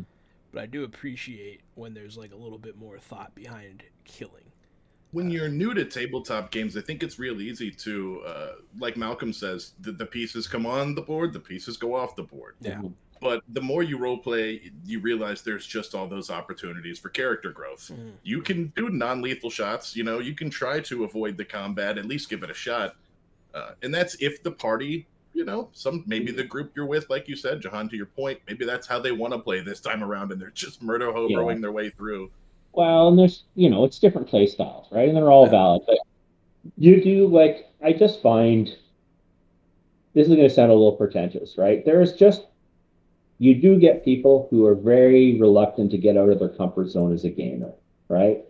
And I just don't see how you can sustain an interest in the hobby if you decide, like, all I want to do is dungeon crawling, or like all I want to do is like military tactics scenario type stuff, or all I want to do is like be a jerk vampire ruler and I want to do, Machiavellian intrigue all the time. And that's my thing, and that's who I am, and I'm going to make the same character who is for that thing every time, right? And like how far can you sustain that and still really have fun, right? We know a guy who plays rogue, I think like 10 times out of 11. He just always makes a rogue. Yeah. And the rogue has, Robert's laughing, the rogue has a similar skill set every time. Robert, you know this person. It's just like, like you said, play a little bit out of your comfort zone. How does let the hobby, let your characters grow, let yourself grow, and enjoy the role-playing aspect of the game too, not just the how many dice can I roll, how many bad guys can I kill. Yeah, my actual role-play awakening, I feel, was when I played an evil character. Because, like, I couldn't even do evil things in video games. Like, I always picked the good guy options. I always went down. You know what I mean? Like, I just couldn't do it. I didn't understand why you would. Like, I couldn't do it. And so finally... Well, for me, I just always feel like I'm about to pick the jerk answer in the dialogue tree, and it's like, I think somebody's looking at me. Somebody knows somewhere. I just feel like when I'm about to do it, I'm like, who does this help? Yeah. And so like I played a character that became like a demon lord, blah blah blah. And I finally started to understand, and it taught me like the other side of the game. And it helped me realize I could play things other than, myself. And, that's like an advanced thing, you know what I mean? I don't expect that from the newer players. Just have fun. But, yeah, that was kind of when I feel like I actually became, if you can be good at role-playing. Role-play awakening. My role-play awakening was accidentally getting my entire party killed. So we had already told like the big bad guy that we were going to do the thing that he said, and then he threatened us on the way out the door. And for whatever reason, I don't like being, if I told you I'm going to do something, I'm going to do it. And so that translated to the game. I already told him I was going to do it, and then him threatening me on the way out the door made me lose my cool in real life. So then I attacked him and got our party killed. It was like, you know what? Oh, dang. I think I need to start role-playing more and not let that shit get to me. Sorry, everybody. Oh. You're not the god of me. Yeah, that's right. Don't tell me what to do. Oh, shit. Sorry, guys. Sorry for the party wipe. I don't know. I didn't like to be threatened once we already told him yes. Yeah, I don't know if Robert's had a similar moment. Robert's a brand new gamer. Yeah, I've played a handful of characters, which they're kind of similar. The first one was a very big archetype of myself. He was like a fighter that had intelligence way too high, and I picked that stat because it seemed to make sense for me, like, as far as someone I would want to play that I would think would represent me. But I'm actually really hoping to kind of go out of my comfort zone and the character that I'm going to have for this setting. So, I'm used to either like not slasher characters, but some sort of fighter or physical, guy. So maybe I can switch it up. I'm thinking to go in a different route this time. So That's exciting. maybe we can have it all happen live. Yeah, maybe it'll be videotaped your role playing awakening. And if you're really lucky, you might even get like a nice, I don't know, like accent or something. Maybe I can figure something out for the character. That would be cool. We do love character voices around these parts. Yes. Someone in the chat says that they come off too chaotic to be the paladin that they always wanted to be, which is pretty funny. Of all 27 dual stabby big axe war cleric dwarves. Yeah. Hey, if you like what you like, no shame there. For me, like I've had moments with different characters, but it was really in the 4th edition game that because I've run so many games too, right? Because I usually do end up GMing, and it's very unusual the last few years where I haven't been doing it. But playing this guy, so Cinnabar, my Warforged Ranger, and it's in a setting where Warforged, like I've met one other Warforged, right? They all come from a vaguely understood prehistory. And I realized that, I can't have any of the assumptions that I would have as an organic person, right? And I was like, well, a question like, do I even possess empathy, right? Or I was like, do I have a soul? Do I have a soul? Does that mean, okay, and if I don't have a soul, does that mean that when I die, I'm just dead or down until I was repaired? Because my character was fixed by a wizard, which is why he's around in the modern day.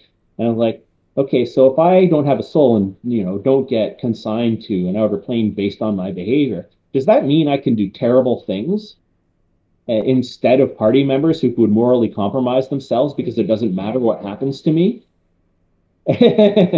And I started voicing these concerns with the other characters, and they were looking at me in horror. And my character is trying to figure out how to be a person. Malcolm's getting too real, guys. No way. That seems like so much fun. That's the best. That's my favorite. I love getting into those dirty questions because you can't explore that really in real life. You know what I mean? Like, you don't know what happens when you die in real life. In the game, you do. And then you have this existential crisis where you're a Warforged. What does that mean? Because that's ill-defined in the game. And so that's really fun. Yeah. And I had to find, and I had to sort of find something, because all I knew was that, I was this machine with a memory of how to, kill members of all these different species, right? And I was like, well, I've been around for a while. Oh, okay, now I'm a hero. What does that even mean? Oh, now there's an orphan following me, and now I have to take care of this orphan. So I'm playing this person who is, becoming a person through play, and I love it. I absolutely love it. It has been a very rewarding, decade of figuring out who this guy is. And that's sort of, oh geez, isn't it a funny thing? It tastes so sweet when you have that time with your character, right? Because you never know when it's going to stop, right?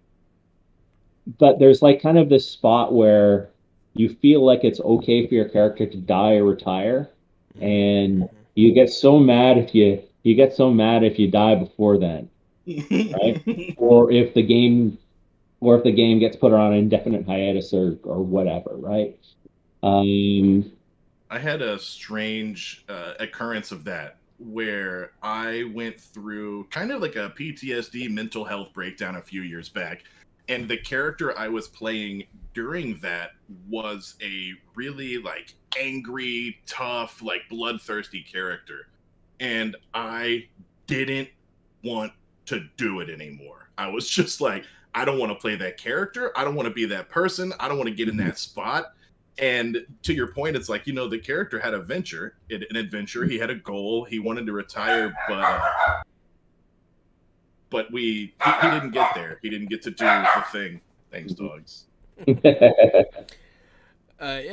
So you've been playing for 10 years with that character, you said? Yeah. The longest I've ever had is 5. But we played a lot. We played more than once a week. And so playing that long of a game. Well, yeah, that's pretty compressed. For us, it's always been weekly. It's always been 1 to 2 weekly games. That's that's 10 years. That's a long time, and those kind of long form characters, crazy stuff happens. Like I started interacting with because my character became immortal, and I started interacting with children of other people's characters and stuff like that, and it gets to a really interesting place, I feel. Oh yeah. Well, we had we eventually some of the characters in our game have kids, and my character has adopted a kid, and the wizard who fixed me, right, was another PC, right, and he took this goblin as an apprentice, and seeing that history is really something. One thing with Modern Age, I think, if I ever have a chance, that laying down roots part of things, I've never seen it in a modern RPG, right? Because the time frame for modern games is always short. And that's because, that source book you wrote about life in the 80s is not necessarily going to be that applicable now, right? And in any time, and if you let things go for long enough, they're going to overshoot the present day. So I kind of wonder what a laying down roots sort of in a fantasy game, it would be like your domain management, what that aspect of it would be like in a modern game, right? We have some rules in the companion for making and working with factions and developing social networks. But it doesn't quite have the feel of the you're this level and you get your fortress, which is the kind of thing you have in D&D, right? Yeah. No, that's really cool. Yeah, no, I'd be interested to see the same thing. It doesn't. Yeah. You're right. It doesn't happen. Modern settings in general tend to be on a different scale. Yeah. I mean, I guess the Godfather is kind of an example of that.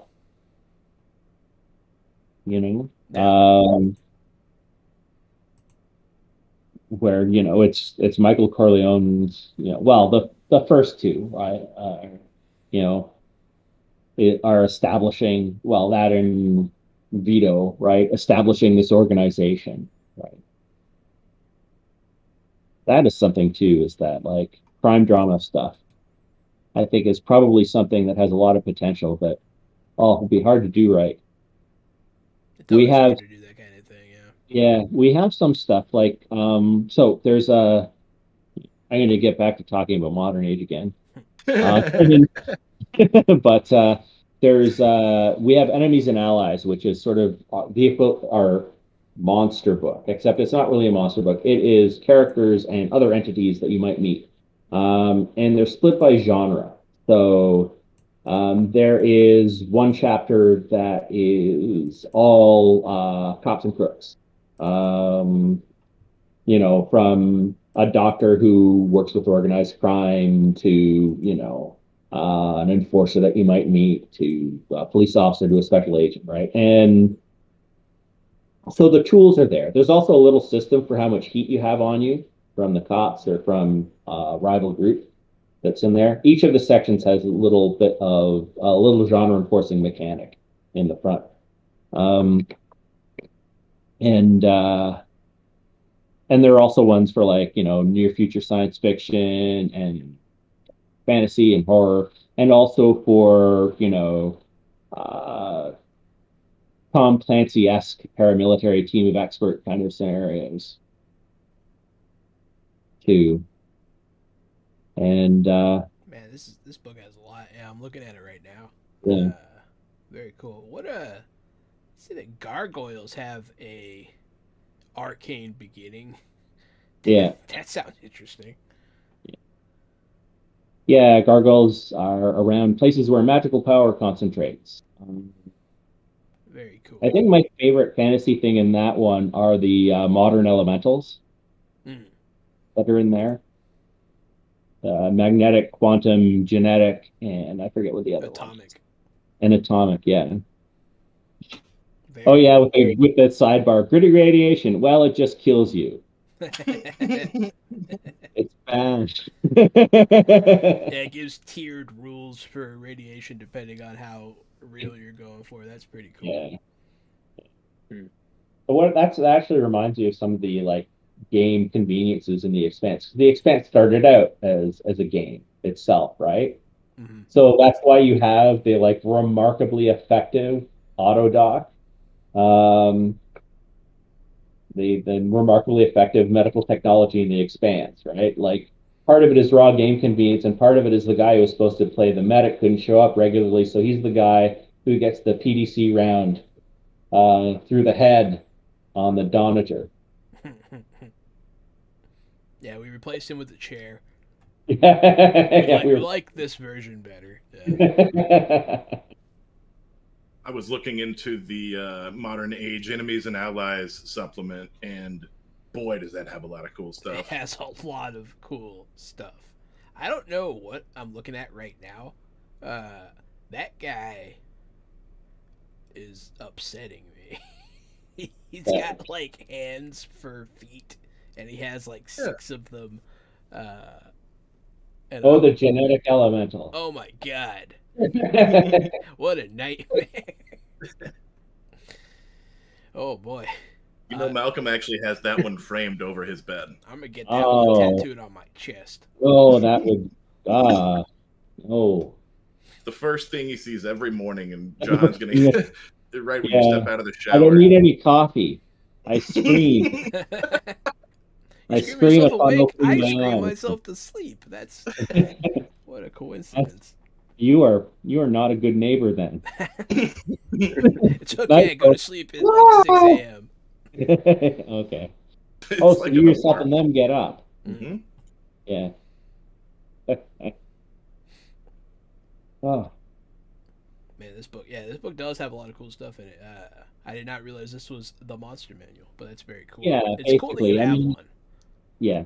Yeah, so the line is the core, the basic rule book, the companion for the optional rules, enemies and allies for enemies and allies, the Lazarus and Threefold setting books, and that's all the hardcover stuff. Plus we have, a screen.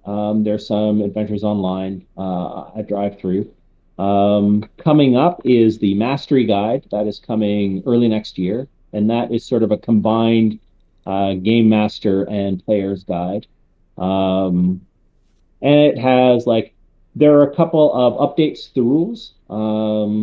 There are a bunch of different options if you want to do things differently. Like there are rules for running it diceless. And there are rules for more complex equipment, right? Because I'm not a gearhead, but some people are. And just tons and tons of other stuff, and some advice on not just how to run the game, but also how to play the game, right?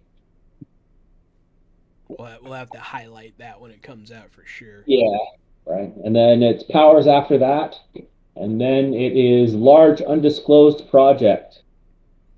Large undisclosed project. Yes. I love that one. Is it another Age game? Large undisclosed project is indeed another Age. Age thing of some kind. Okay. All right. So that means we'll have an easy time transitioning into playing it. Yes, you will. See, that's what I love about, because we play a lot of games. I like that we can switch without having to completely learn a new setting. Because it's easier on me, because we've been learning a new system every few months, and then playing it long form, and it's been hard. It's been hard on me. This will be a little bit of an easier transition from the Expanse to Modern Age. Well, I like that for convenience, but sometimes I do like to do it like, um, I do like to get into the nooks and crannies of something completely new and just see how it works. Or something old. I think one of the most interesting things I ever did is I decided to run AD&D First Edition, rules as written. And I don't know if you've ever tried that or seen an attempt, but that is a much different game than other types of Dungeons and Dragons. It is, well, it takes a while to do things, but it is this vicious little skirmish game when you add all of these rules people normally ignore. Like one of the things is that in old versions of D&D, you could shoot a bow twice around, right? And normally this would be, oh, it's your turn. Okay, I shoot twice. But the reason it's actually like this is because in AD&D, one of the original rules was that missile weapons go before melee weapons. And a bow is set up so that it goes before and after. So, we'd have the players try these. Okay, we'll charge this rank of goblins. Well, we won't charge this rank of goblins. So soon enough, you have them do things like, attempt cavalry charges and pike hedges, right? All these like medieval warfare things, right? Or we had a character like instead of everybody carrying a longsword because the longsword is just the handiest general purpose weapon, we use the weapon versus armor type modifiers, right? So when somebody came up with plate mail, one of the players was like, well, that's what my military pick is for. And would like proceed to like, well, this is my can opener. And these guys show up. Get to kill Bender. Yeah. Yes. That's good. No, that sounds cool. Yeah, no, we definitely, we're all about getting into the nooks and crannies of all kinds of games here. But at the same time, you want to tell the story, right? So of course you want a portable system too, right? We get into the weeds. Yeah, you definitely, because right now we're about to learn how to play Dune for Wednesdays. Oh, really? Yeah, that's a whole thing. And we're coming off of Savage Worlds, so that's a very different system, It's going to be our first 2D20 system to jump into, so we're excited for it and a little overwhelmed, as one can expect. Yeah, I don't quite have my brain wrapped around it, but a lot of people really love that system. I have the only game I have for it is Star Trek. I've heard people love that Star Trek game. From what I hear, we haven't played it, but people say that it forces you to play episodically almost. It almost the formula is in the game design in a very friendly way. I totally wanted to work on that, but I couldn't make the connections. So.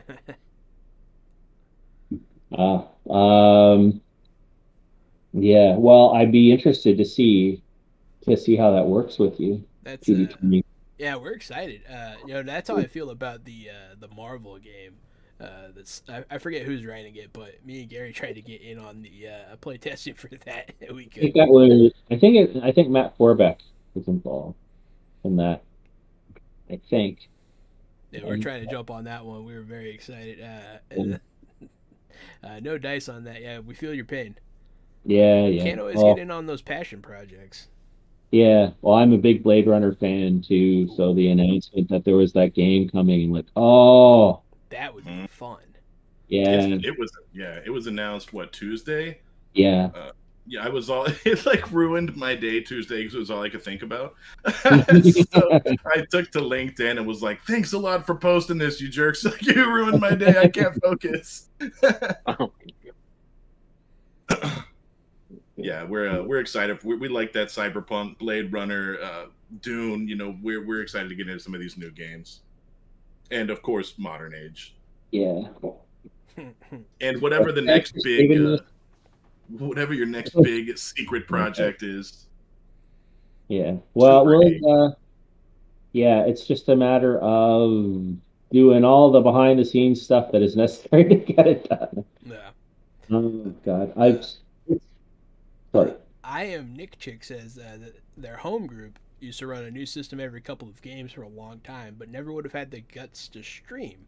Yeah, we're all about failing upwards here. So that's what we do. We fall on our face, but we get back up and we keep moving.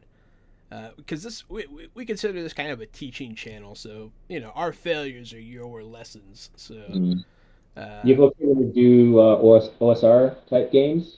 We've done a lot of OSR. Friend of the show, Tony Vacinda over at Plus One EXP Games is all about OSR. He comes on, he brings us games a lot.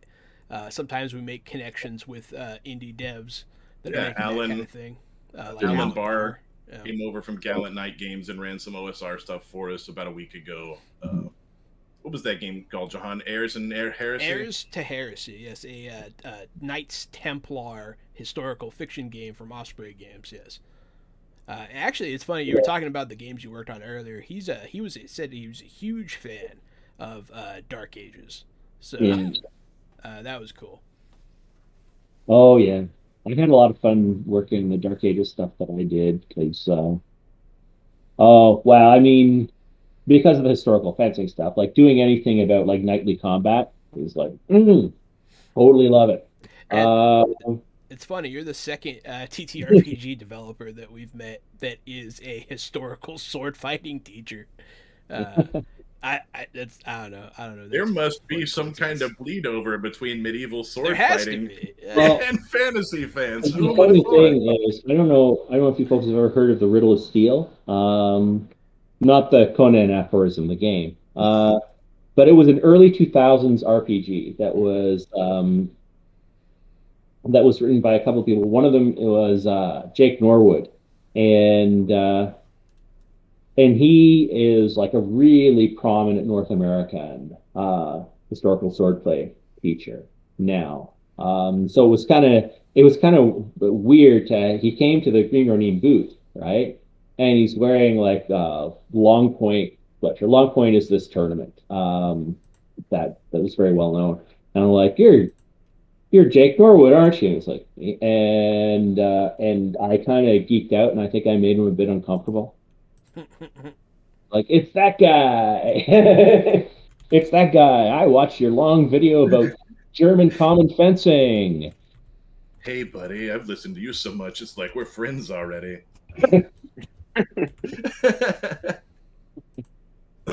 That's how I felt when we started this stream today, Malcolm. Oh, sucks. I've watched so much YouTube stuff with you in it. I feel like your friend. Johanna, it's 10:15. Do you want to do the drawing and the giveaway so we can if there's anything else you want to say, anything else you want to talk about, feel free. If anyone in the chat has any questions, you still have like a couple minutes. I'm going to do the drawing soon. Hit #age to enter for a chance to win some Modern Age stuff.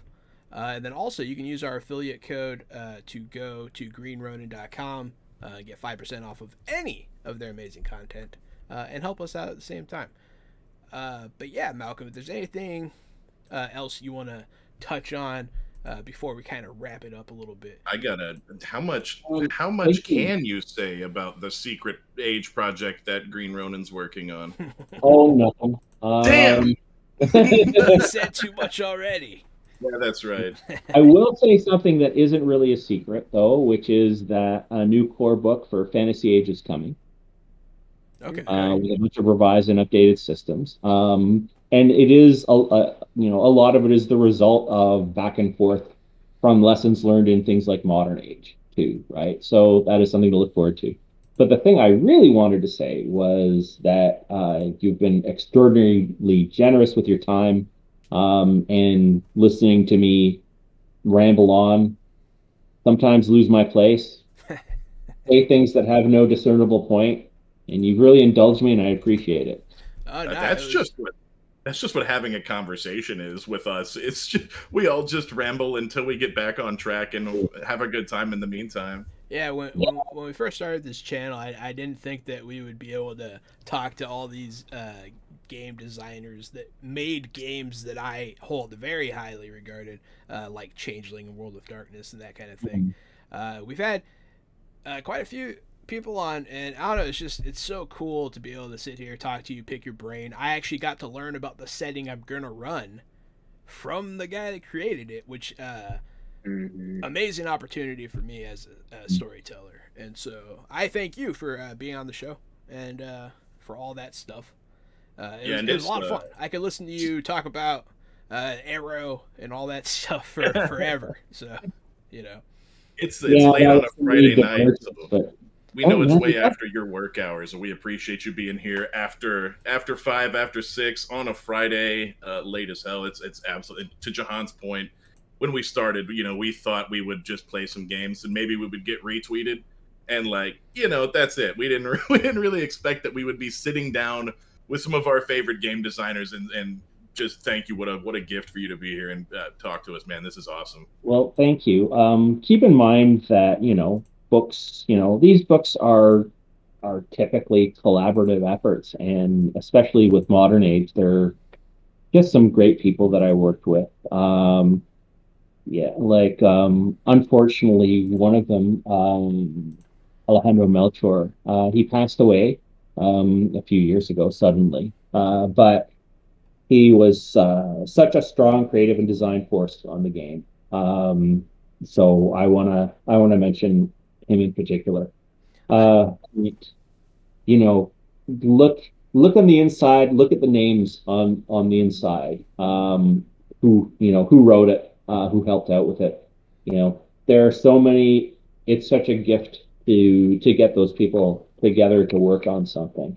And you know, and in other contexts, I will work for them too, right? Like one of the developers over at Onyx Path is Megan Fitzgerald, and she is pretty much one of my favorite writers, and developers, and she currently does Changing the Lost and Mage the Awakening.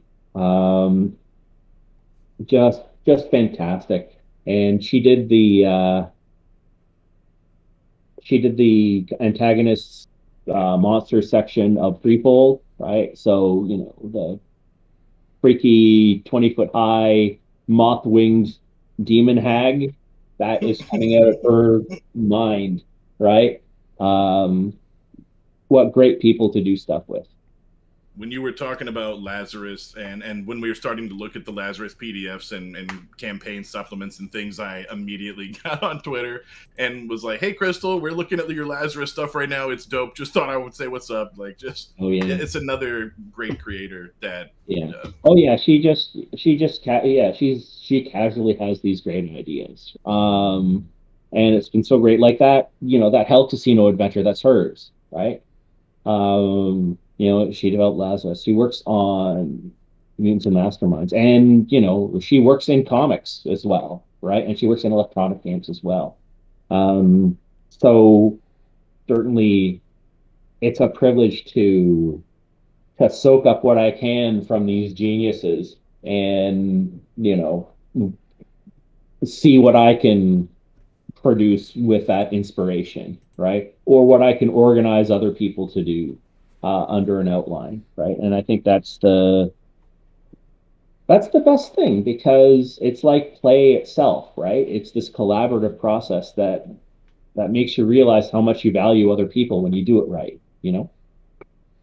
And I guess that's a great way to stop talking. No, it's very cool. Yeah, I noticed the dedication earlier.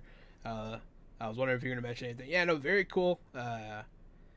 Thank you so much for your time, Robert. How did you feel about everything? Yeah, the thing I was going to mention was honestly, like, so I'm a big concept guy. As I'm reading things, I try to figure out like what the voices and the intents for some of the thoughts behind rules and even some of the lore that's put into the rules and how it's explained. So having someone from the development team here to actually walk through that is super helpful for me, even if I'm drinking from a fire hose from like, you know, the setting standpoint. It's very helpful to have that extra context there for me.